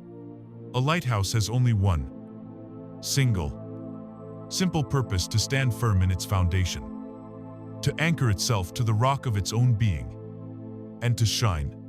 It tends to its own light, ensuring it is bright, clear, and steady. And by this simple, unwavering act of being, the ships, which are navigating their own unique journeys, see its light from afar. They use its steady presence as a reliable reference point to guide themselves safely through the dark and troubled waters. The lighthouse saves them not by its action, but by its very existence. To become a lighthouse is to cease the frantic chase for external validation and success. It is to anchor yourself in the profound truth of who you are, a divine, a whole, and powerful creator. Your only job is to tend to your own inner light, to cultivate your own joy, your own peace, your own alignment, and to shine your unique frequency out into the world, without apology and without attachment to who sees it or what they do with it. And by this act of simply being, the people, the opportunities, the resources that you need and that need you will naturally and effortlessly navigate their way into your experience. They will be drawn to the light that you are. When you live from this state, your life itself becomes the teaching. You are no longer trying to attract things. You are simply living a life of attraction. People will be drawn to your peaceful energy, to your authentic joy. They will see the grace with which you handle challenges, the generosity you express, the faith you hold. They will ask you, "What is your secret? You seem so different." And your answer will not be a complex doctrine, but the simple truth of your being. You inspire not by preaching, but by your very presence. You become a walking, talking demonstration of these universal principles. This does not mean that the learning ever stops. A lighthouse must be maintained. Its lantern must be kept clean, its fuel replenished. This is the new and evolved role of lifelong learning. You no longer turn to a book or an audiobook from a place of seeking a fix for what is broken. You now engage with them as a way of polishing the lens of your lighthouse, You listen to the wisdom of the masters not to find an answer you lack, but to expand your own consciousness, to gain new perspectives, to remember the truth you already hold, and to keep your own inner flame burning brightly. These resources become your joyful companions in radiance, your partners in the sacred duty of shining your light. Imagine a person whose noble ambition is to fill the entire world with light. They begin their journey as a seeker. They run around with a single, small candle, frantically trying to light every dark corner. They try to light another person's candle, but a gust of wind extinguishes it. They try to illuminate a vast cavern, but their tiny flame is swallowed by the immense darkness. Theirs is a life of constant, exhausting struggle against the darkness. Finally, depleted and discouraged, they surrender. And in that stillness, a profound realization dawns. They understand their fundamental error. Their job was never to fight the darkness. Their job was never to light every individual candle. Their one and only job was to realize their own true nature. They stop running. They stand still. They go within. And they do the deep, inner work required to become the sun. And what happens when you become the sun? Your light spreads effortlessly, in all directions, for millions of miles. You don't have to try to illuminate the world. Illumination is the natural consequence of what you are. You don't have to worry about the darkness. The darkness simply ceases to exist in your presence. You warm and nourish the world simply by being. This is the culmination of our journey.